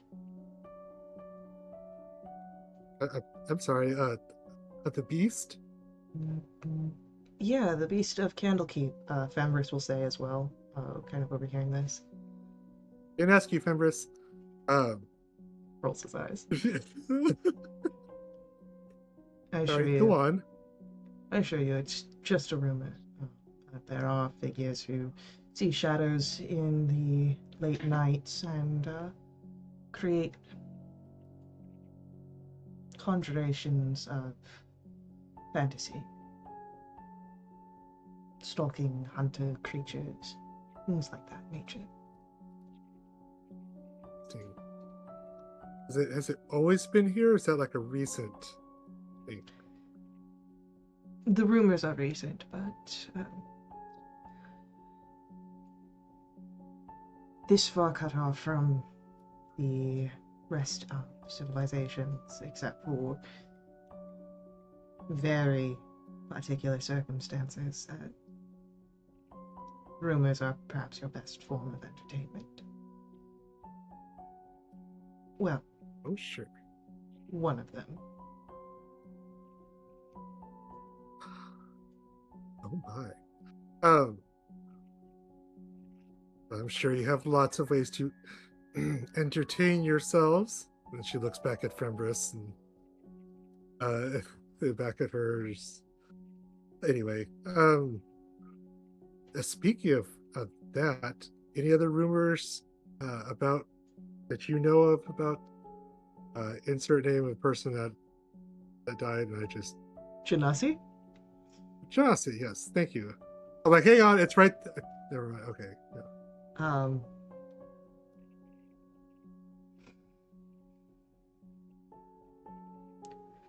I mean, no, the only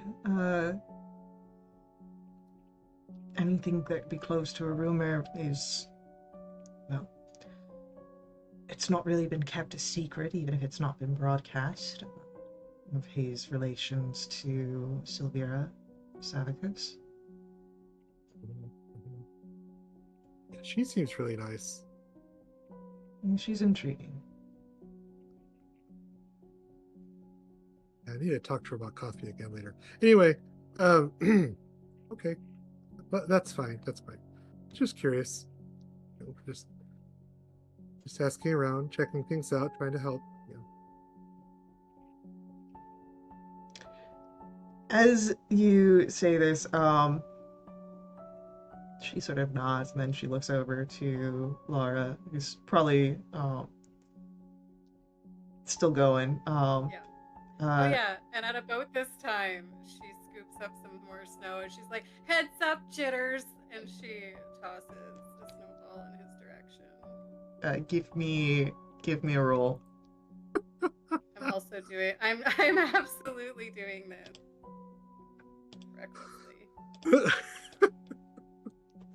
That's a 21. Right in his face. There we go.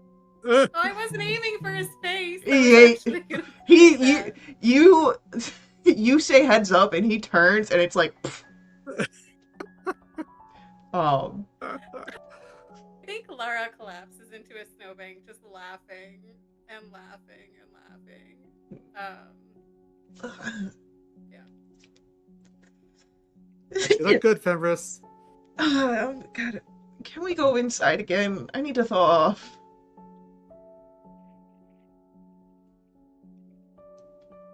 I mean, no one's stopping you, so. You guys have to have someone here. Look, Grala is here. Grala, sorry. You just call me Grell, everyone does.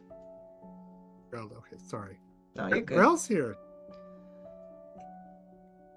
I'm not one to. I need to get back to my watch station. Okay.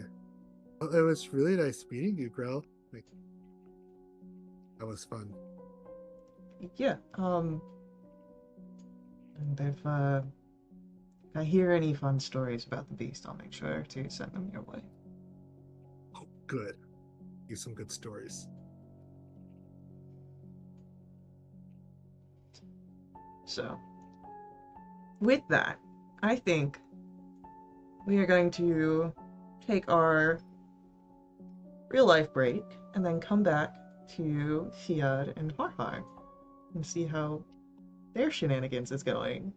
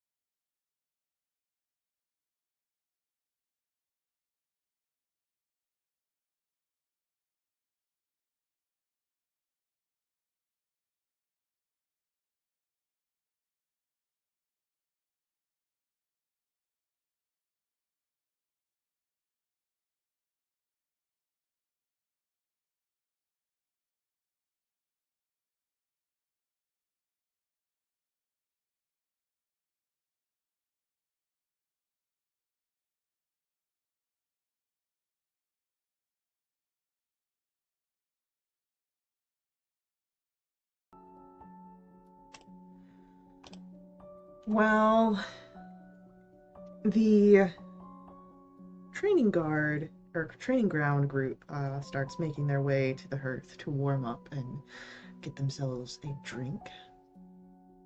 We go to somewhere else in Candlekeep in Exaltation, where I'm going to first ask for Har Har to give me a performance roll.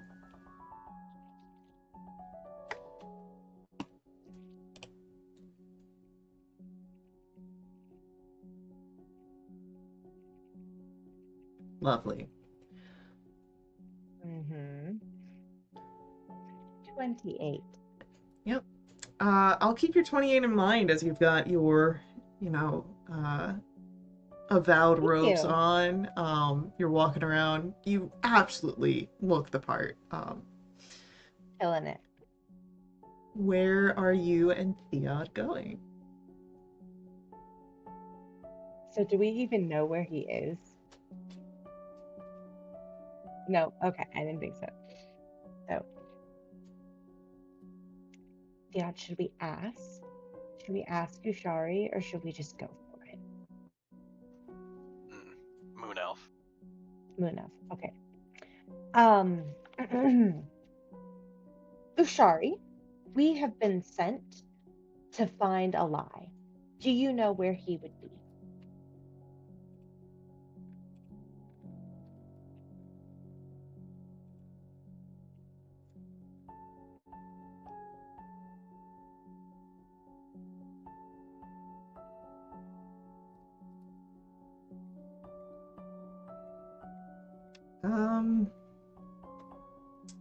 As you ask Fushadi this, as you're setting out, as again, she's keeping guard to your sanctum,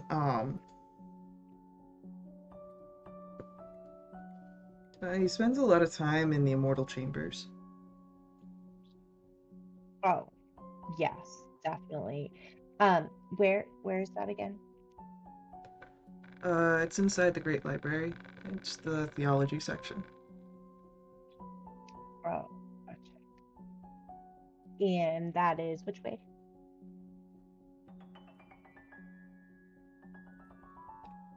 That way. Thank you. Come on, Theod, it's that way. Kind of waddle after. Looking important. You're looking important. Make sure the door closes behind gently. Doesn't even look into the room. So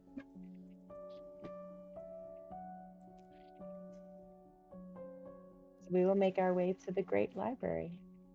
All right. So, What's the lighting like as we're moving through these halls?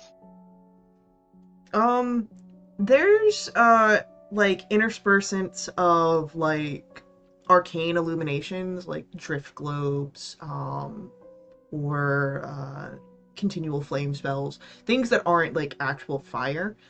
Every so often you'll find someone who's got like a candle in their hands, but nothing more than that. But it's not like a everything's lit kind of deal. It's like you're on a highway and it's just every so often enough for you to see the road. Theod would be dipping into the dimly lit areas. Okay.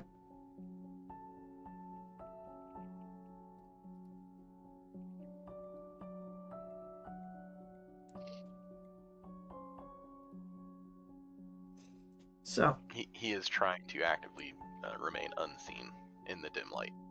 then give me a stealth roll. I would love to give that to you at advantage. Yeah. Because I'm a shadow goblin. Yeah. 25. Beautiful. No one seems to notice you. But the both of you would be able to spot a lie in the immortal chambers. Can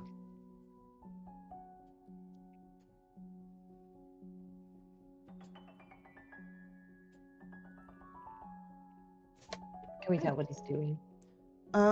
He seems to be putting away books.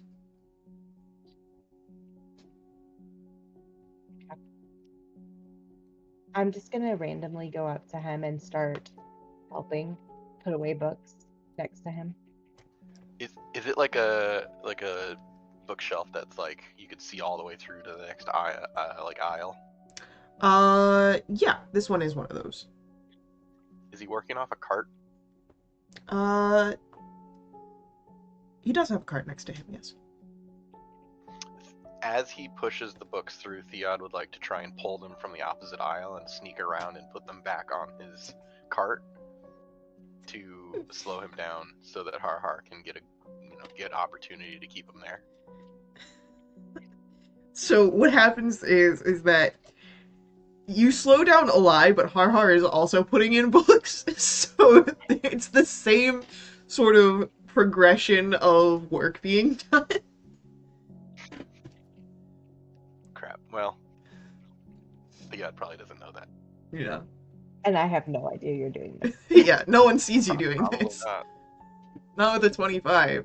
We're gonna be here forever. Oh, thank you. Oh, you are so welcome. You're Eli, right? I am. I don't believe that we've made a formal acquaintance, but I do remember that face. Thank you. You're such a flirt. But you have a girlfriend. I am romantically spoken for Mrs. Crick. Yes, no flirting, sir. But tell me, when did you guys get together? I met her. She's lovely. She was so nice. Oh, we've been together for 2-3 years. It's a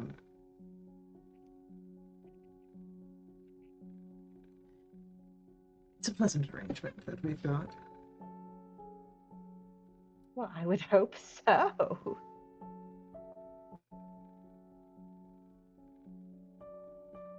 Well, we were talking with Catherine earlier, and she was telling us all about the dinner right before the leader Genasi when he died, and how Sylvira made this huge scene and stormed out. Do you remember that? Yes, there was tension mainly between Genasi and Sylvira, but it bled out sour the entire occasion.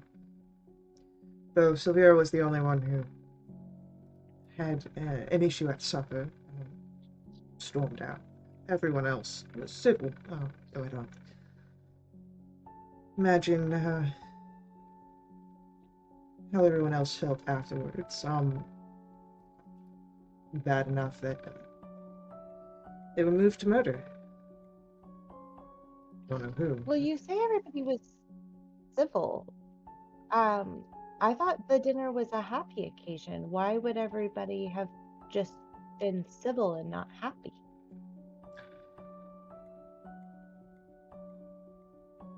The dinner happened on the day of the meetings with the First Keeper, the annual reviews. And I'm sure that not everyone was happy with their results. And then, of course, you're prone to sort of, maybe not fully empathizing, but sharing some level of emotions of your compatriots. And if Sylvira and Genasi were upset, it was causing an upset to others, well, it's hard to look past that.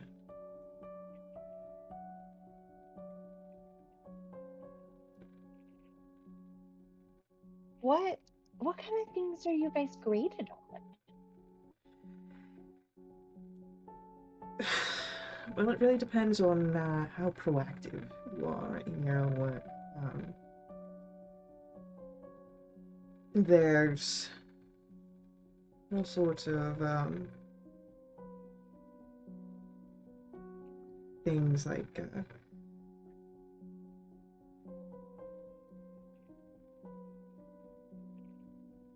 it's feminine. You know what? I have all these names. Why are there 8 great readers? Feminor is a name we've heard before. Yes. I thought this guy's last name. No. Feminor, Avonmore not a is. No. Yeah. Feminor is someone else. Yeah. It's Eli Avonmore and then Feminor Scrivenbark. So, getting back into character.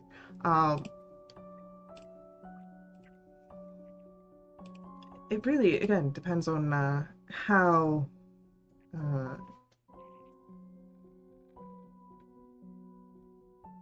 proactive you are. Feminor is she took a risk and it didn't really pan out. Genasi had to What kind of risk? a campaign she called Shits. Oh, that is a risk. Yeah, that could be Yes. bad. And Genasi had actually had her dissolve it. It was little faith in the abilities and for being generous, it was right to do so. I think she just bit off more than she could chew. Do you know what she was trying to do?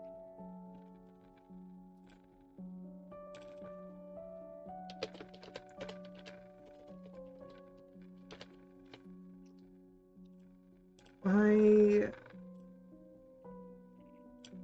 don't know the specifics behind it.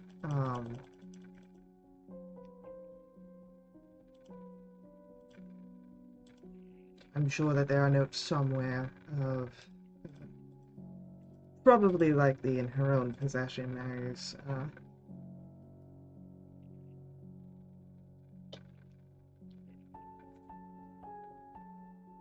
she was quite eager to get somewhere with it.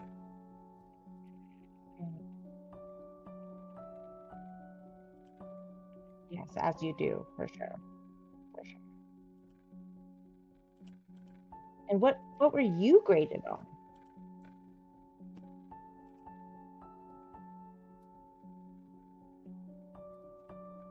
I am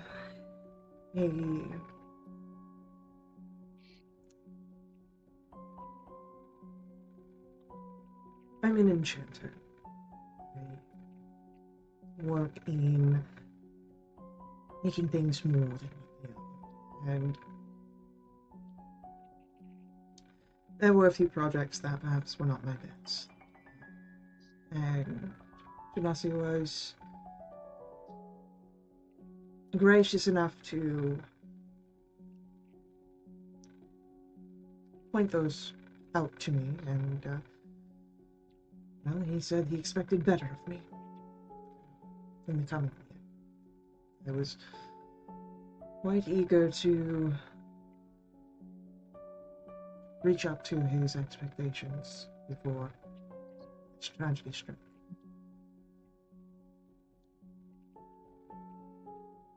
Insight check.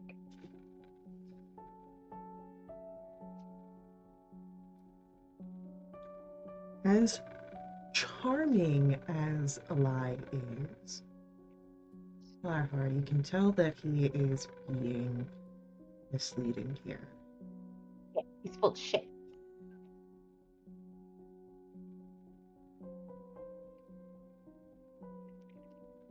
Yeah, I get it. I've never actually had a boss, but I absolutely get it. Yeah, that's unfortunate. So everybody was upset at their quarterly reviews because he was not a very nice boss. I get it. Where were you that evening? I heard that you were at the apothecary at the time of his death getting some fennel. Is that told correct? I mean, I did go to the apothecary for fennel, but I did that before supper time. Unless he was well alive at that moment. Gotcha. What do you use fennel for? It helps in your digestion. During the supper, one can be prone to overeating and rather get ahead of the curve.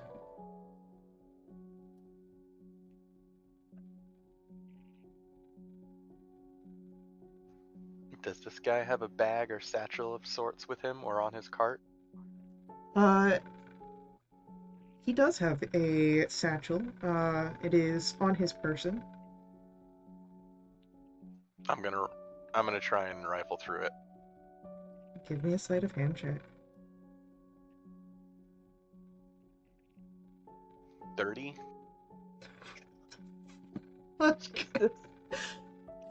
Okay, yeah.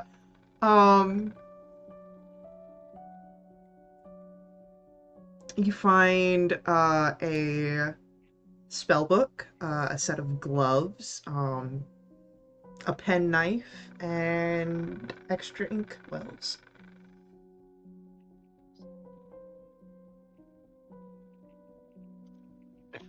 If I flip through, do I have time to flip through the spell book just to see if anything jumps out to me? Not in his satchel, no. Oh, It's not that big.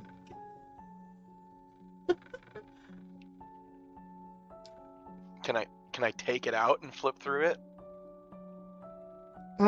Sure. I'm gonna ask for another sleight of hand check on that.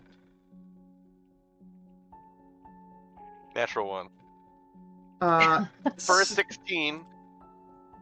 So for a 16,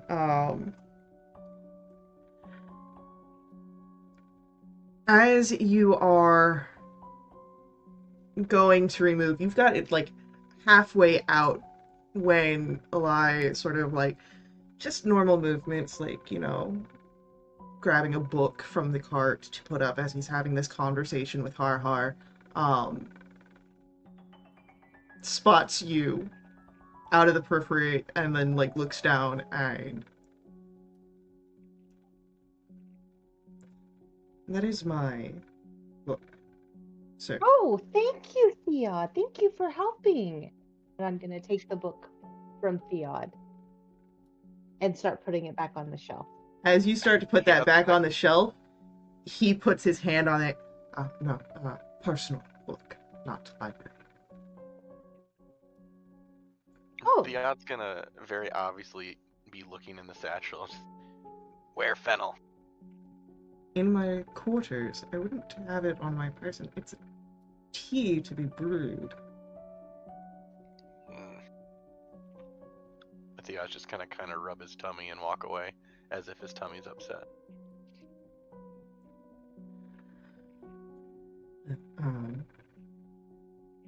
And perhaps a trip to the apothecary is in your future as well. Yeah, Theod, we'll totally go. I'm sorry your tummy hurts.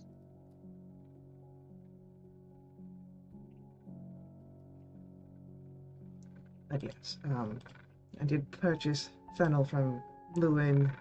I went to dinner.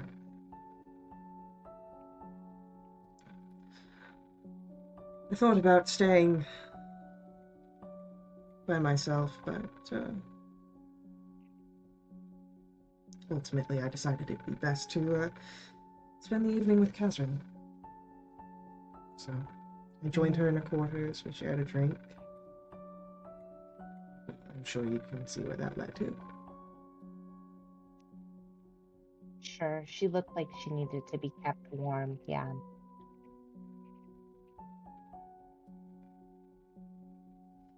Interesting. Do you know what her review was about?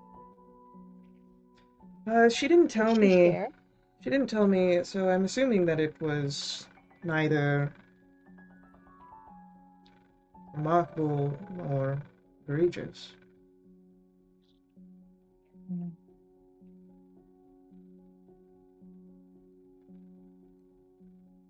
She doesn't really partake in many projects around here, so I wouldn't be surprised. Wow,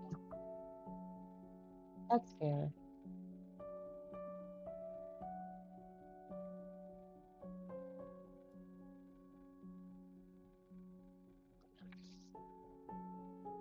Do you, as with your work as an enchanter, do you do much with Sylvira?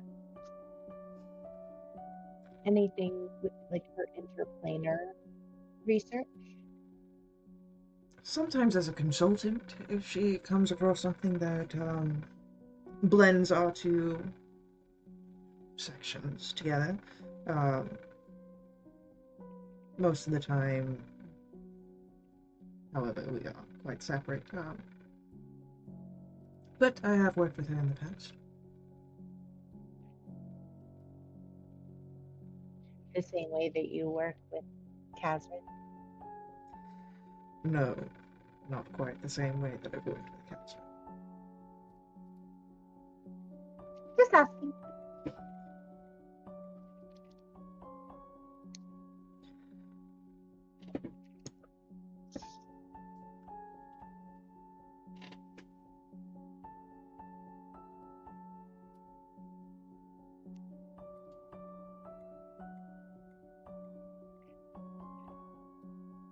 And then I just have one last question for you, Ella.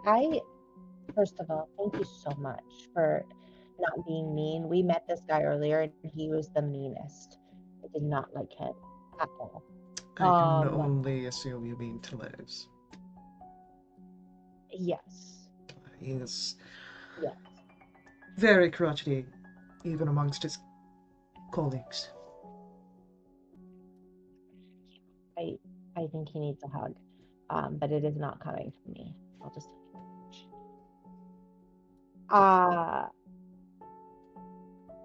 when you had your meeting with Genasi, was his armchair already burnt, or did you have your meeting early in the day?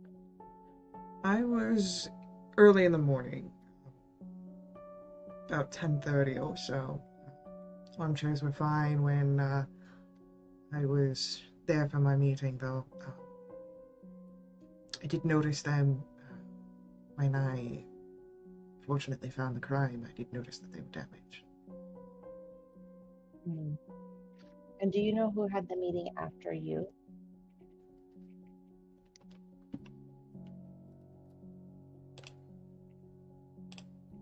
In theory, yes.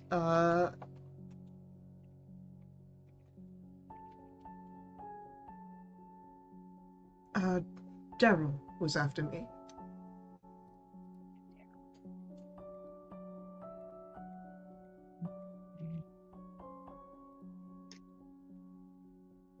And what does he do? He drinks, mostly. I know just the person to talk to him. Is that where I can find him? In the bar? You might be able to find him in the hearth, yes. He is either there or perhaps drinking in his own chambers, but poor man is lost to the cups. I wouldn't be surprised if that came up in the meeting. Interesting. The bored. The drunk. Drunk.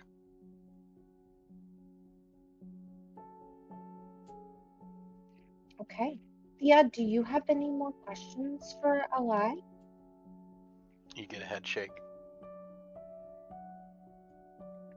It'd be so funny if, like, Well, the thank you head shake so was, like, much. the full body shake of, like, Oh no, Oxford. it is. Beautiful. I love it. Well, thank you so much. I really appreciate it. So does Theod. So does Theod. Yes, well, just remind your friend there, theft is frowned upon here at Candlekeep. Yeah, no, 100%. And we will make sure that he stays to bookshelves that are his height as well. Because there can be, misconceptions on what is theft and what is trying to help. And then I'll And he gives a smile.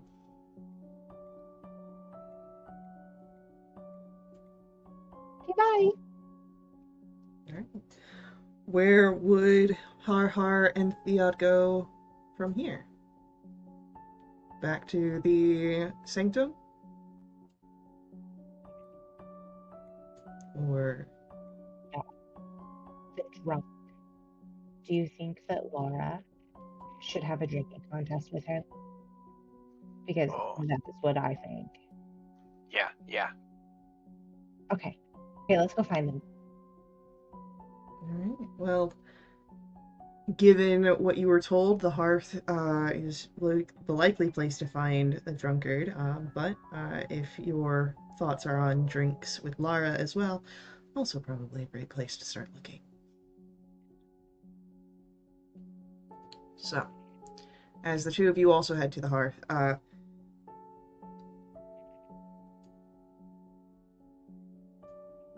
we will briefly return to our sanctum, where, Leotra, you are reaching the end of your trance, feeling well rested when you hear a knock at the door.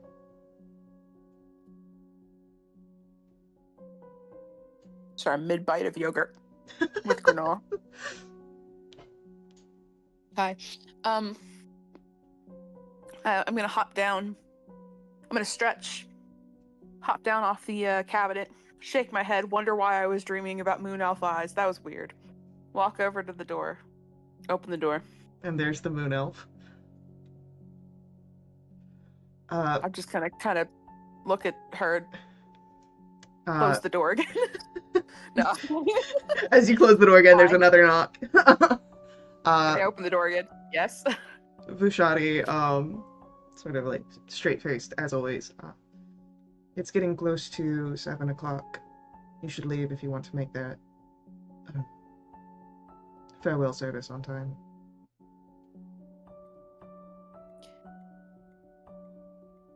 I'm gonna start to say something. I open my mouth to say something, and then I just kind of close it again. I'm just gonna narrow my eyes and then just walk away. Okay. You hear the The sound. corner. Turn back. Look at her again. Open my mouth like I'm gonna say something again, and then close it and turn and walk away. So, as you are heading to the oratory, which is here in Exaltation. It's beyond the Emerald Door. You're able to make your way over there. Meanwhile, after some drinks at the hearth between Laura and whoever else would like to partake as well, unfortunately, there is no Daryl here for a drinking competition, but it is getting close to 7 o'clock. Other figures are starting to meander out of the hearth to head towards the oratory.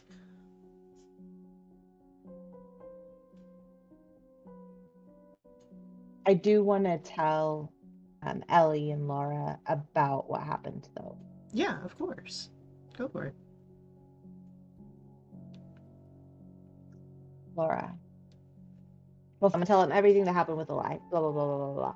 And then Laura, we found out that the person. Well, first of all, Eli's alibi checks out, unless they, have the same lie. But we'll see. But we found out that the person who came in after Eli for their meetings, that everybody was basically they're terrible readers. His name is Daryl, and he is a drunk. And I think, and Theod, we think that you should have a drinking contest with him and get him to spill his guts. Figuratively, not literally.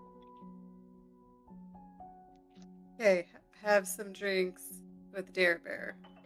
Got it. Yeah, right. Yes. Yes. Well, we gotta find him. So maybe after the, ceremony or something. Maybe he'll be there. Maybe he'll be drunk there.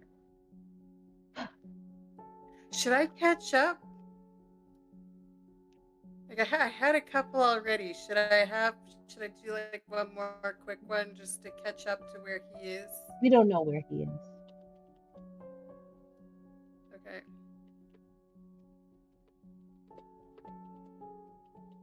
I just don't want him to have too much of a head start. No. I think you don't get as drunk as him and you make him talk. Oh. Okay. That's less fun. I know. I'm sorry. I saw the part though. Ellie, did you say something?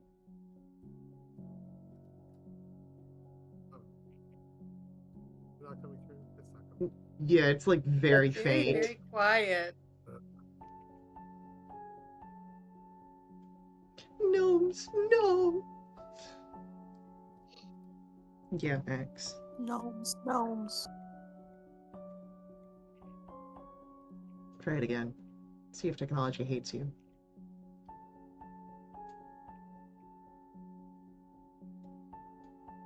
Well, now there's nothing. Yep.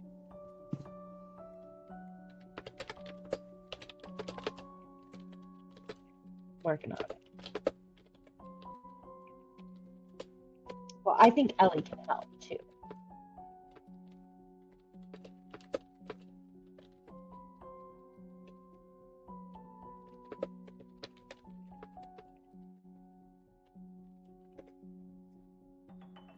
It's the point when I run into the group, or not like until we get to the. So you're gonna arrive first, and they're gonna be like shortly after you. So this Okay. is just branching those two together. Yeah.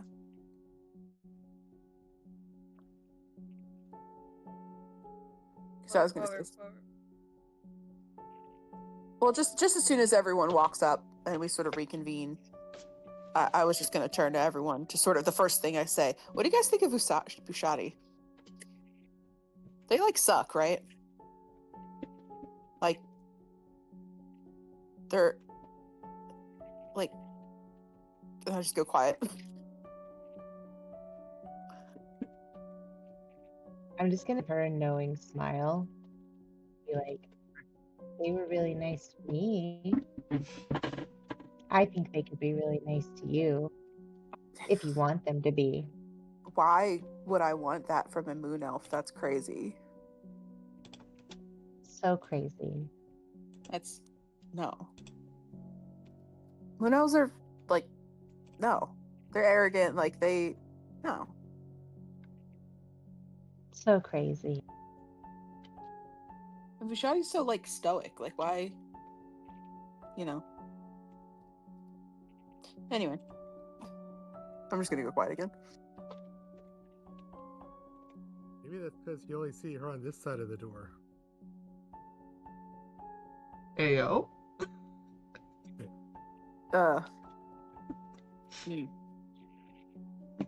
feel like also like I'm saying this and like Bandit is just like nudging, sitting on my shoulder as always and just like nudging my cheek. I'm gonna be like, you listen. Bandit, don't right now. Okay.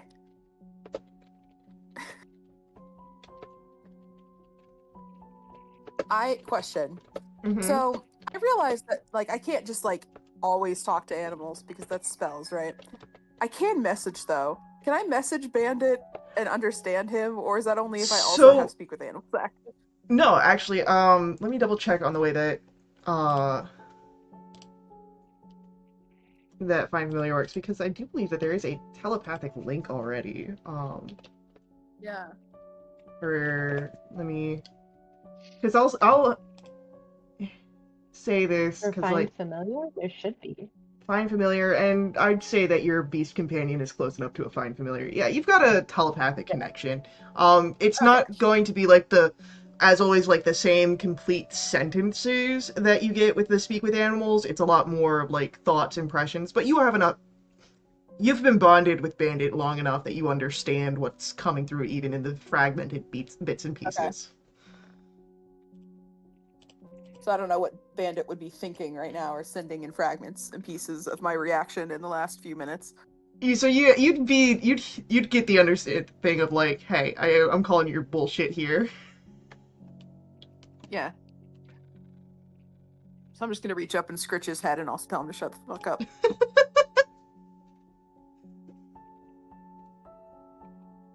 Can I make a roll? Yeah. Because I would have been thirsty after burning off steam. And I would have been having alcoholic beverages. I want to know how drunk you are. Tipsy I am walking into this memorial service. All right. First, give me a quantity of how many cups you would have had. Well, how long were we there? How long were you there? You give me. Tell me what. All right.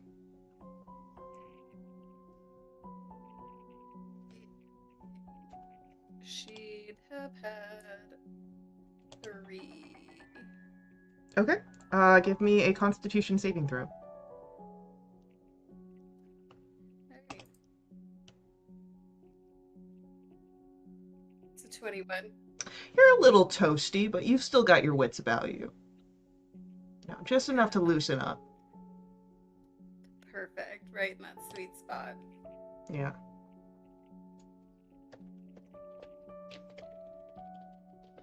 So it's about this point that you kind of, as all of you are sort of walking together, you make it to the actual oratory itself, this almost meditative chamber. God, where the fuck did it go? I literally just had it pulled up. Guys, I hate this. I love the game. I hate the game. Upkeep.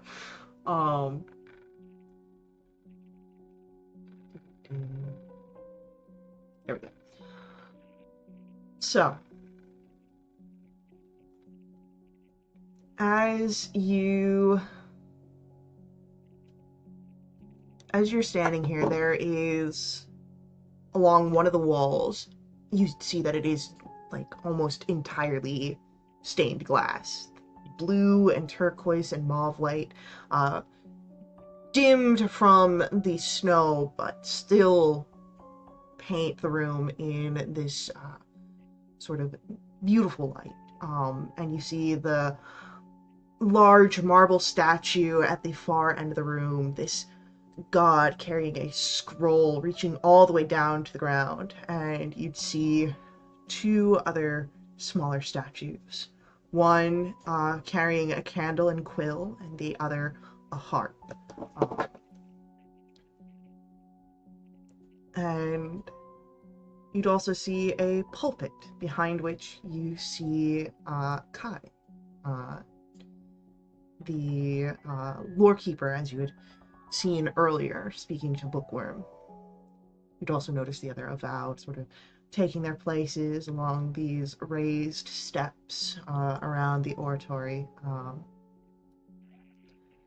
And as you all file into the room and everyone is here, let's see if I've got...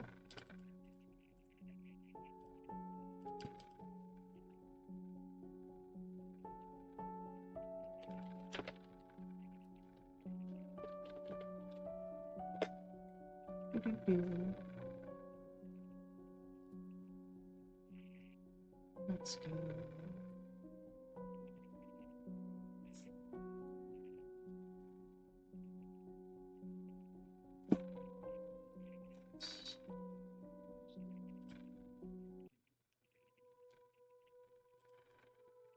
As you all stand here now, Kai looks to Volkmar.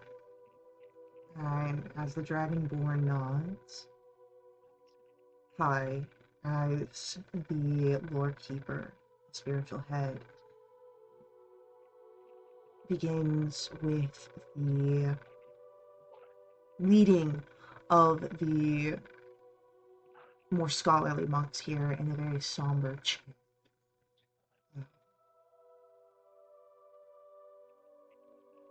As the chanting comes to an end, Kai begins to speak loud to the crowd. We give thanks to the gods that our order was blessed by so many years of wise guidance, and of our beloved Keeper of Tomes, Genasi. We pray to the gods that they guide Genasi's soul to the afterlife, unless it is by your designs that he be returned to us. We mourn Genasi's loss, and we pray that the gods guide us all, but in particular our first reader, Skoda Vanister, must carry the burden of leadership in his absence. The gods protect us and our order in these difficult times, as we practice the lessons of humility and resilience that fate teaches us.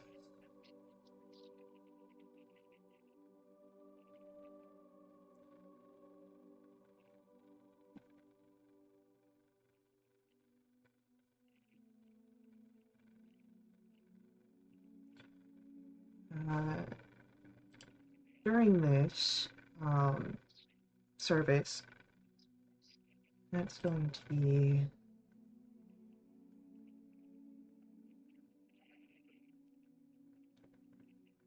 Theod, Ellarine, and Eliatra.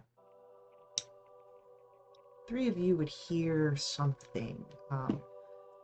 Hidden beneath the chants are the whispers of other figures here in the oratory, other avowed.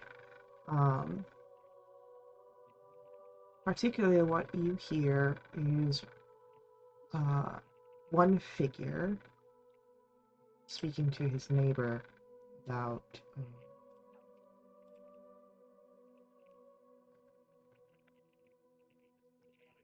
the 99th prophecy. And I swear, it's coming true. Now is the winter of our discontent. Can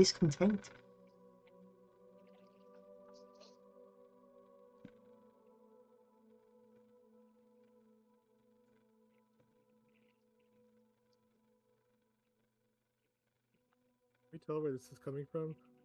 As you look, you'd see a dwarf, a few people over. I would say that as you look,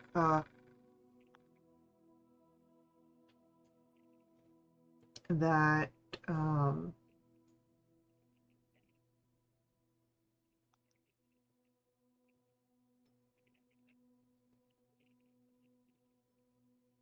most all of you begin to notice faces or lack thereof. The only people who don't seem to spot these are Theod and Eliatra. But Harhar, Lara, and Ellarine, you would notice that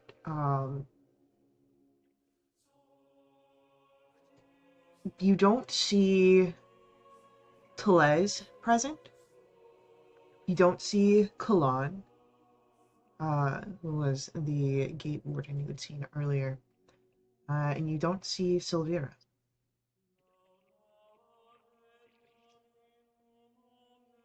Nor do you see Daryl, but you don't.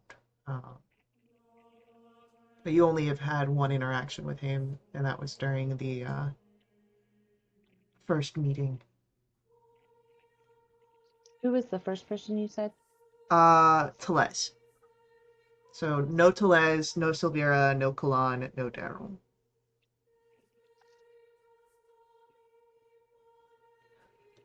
Laura, you'd also notice something else. During the sort of final chants, you'd see a watcher come in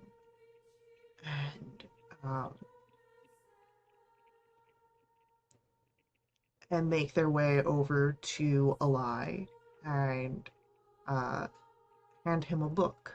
And something catches your eye about the book is that it is locked.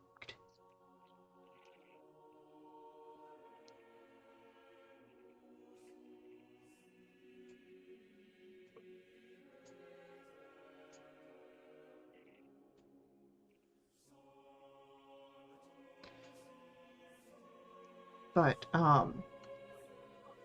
as you guys spot these things and the service is sort of coming to its end, Bookworm does make her way to Ewol and thank you for coming here and of course for your work. Though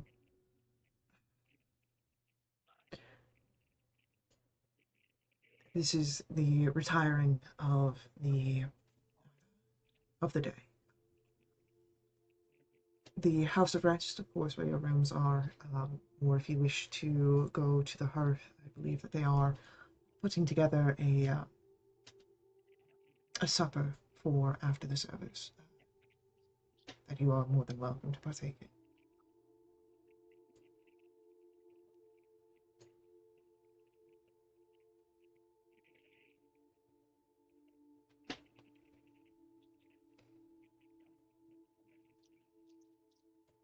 Good. I'm hungry.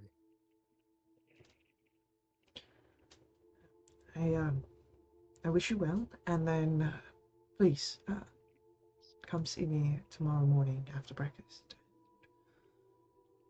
We can talk more of your investigation and where it goes from there.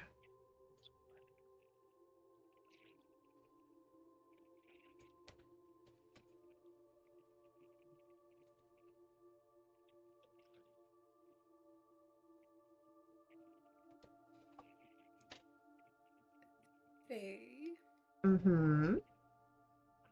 can we rewind just a teensy bit? And when Kai is doing his speech, Mm-hmm.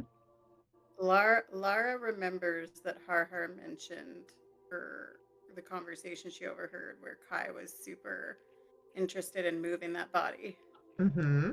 from the crime scene. I would like to do an insight check on Kai while he's speaking to see if he seems genuine in what he's saying about the late keeper or if he's presenting like a like a face, like he has to say these things. You notice that there is some sort of unpolished sort of presentation in parts of this. There is a sort of he's not quite comfortable here. The way he speaks of Genesi, of him having been this wise and they were blessed to have had him, those seem genuine, but the situation perhaps is something that has him rattled. This isn't the norm. That might be affecting how these farewell ceremony is going.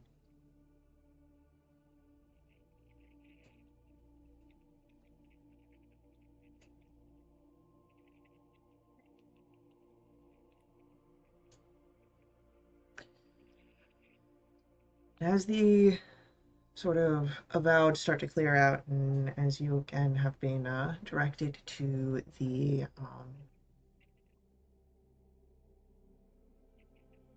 hearth for supper, um,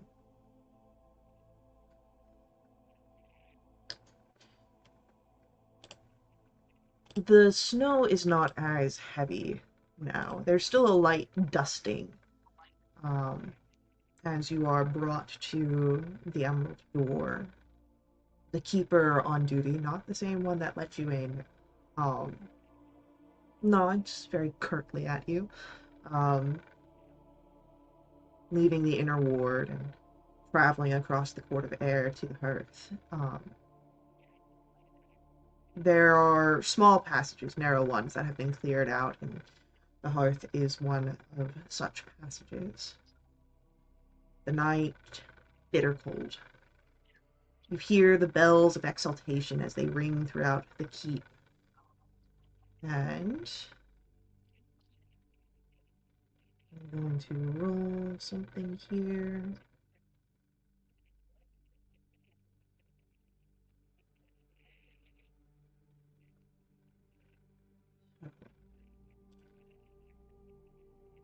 Yeah.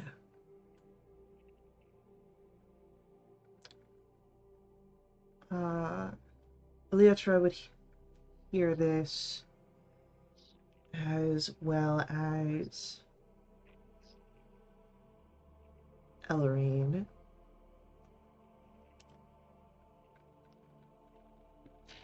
Most all of you, of course, hear the chimes,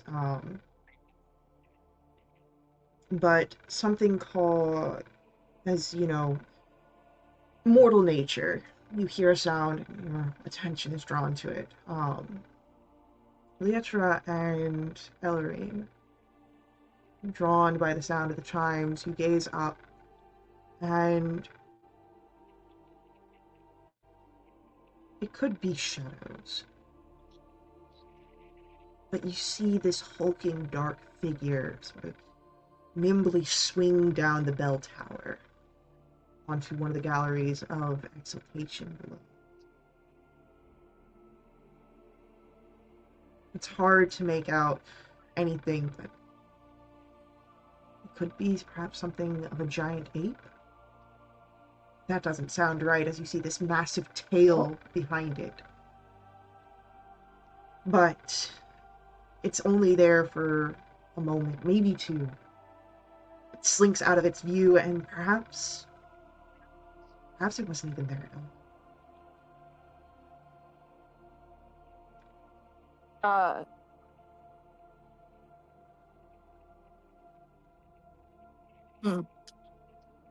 I'm gonna be honest, I'm so tempted to just go sprinting up after it because I can spider climb. That's Just like scurry up the wall.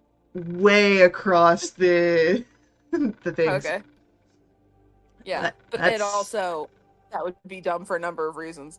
But okay. Well, obviously, I'm like, holy shit. So I turn immediately to everyone, and I whisper to them, like, and point out what I just saw, and like point to where it was, and describe it. Oh, you saw it too? Okay, good. Glad it wasn't just me then.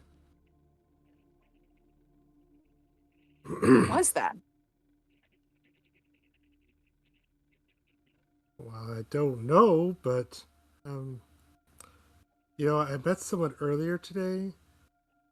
Said there's a rumor about some sort of beast or creature, shadow creature or something that like was stalking the keep. Apparently pretty recent too.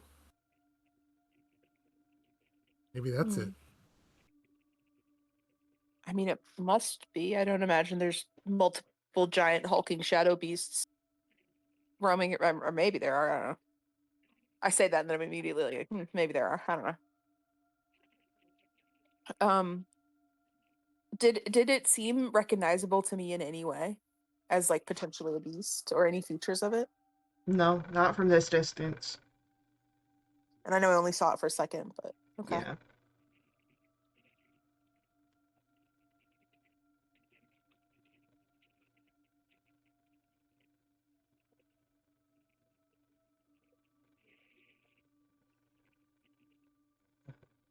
Okay.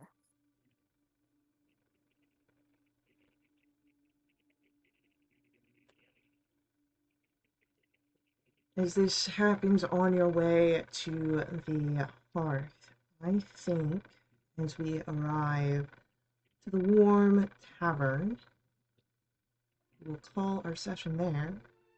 That way we can have everyone together when we continue our investigations, or, well,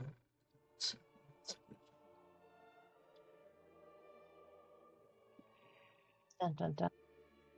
dun, dun, dun.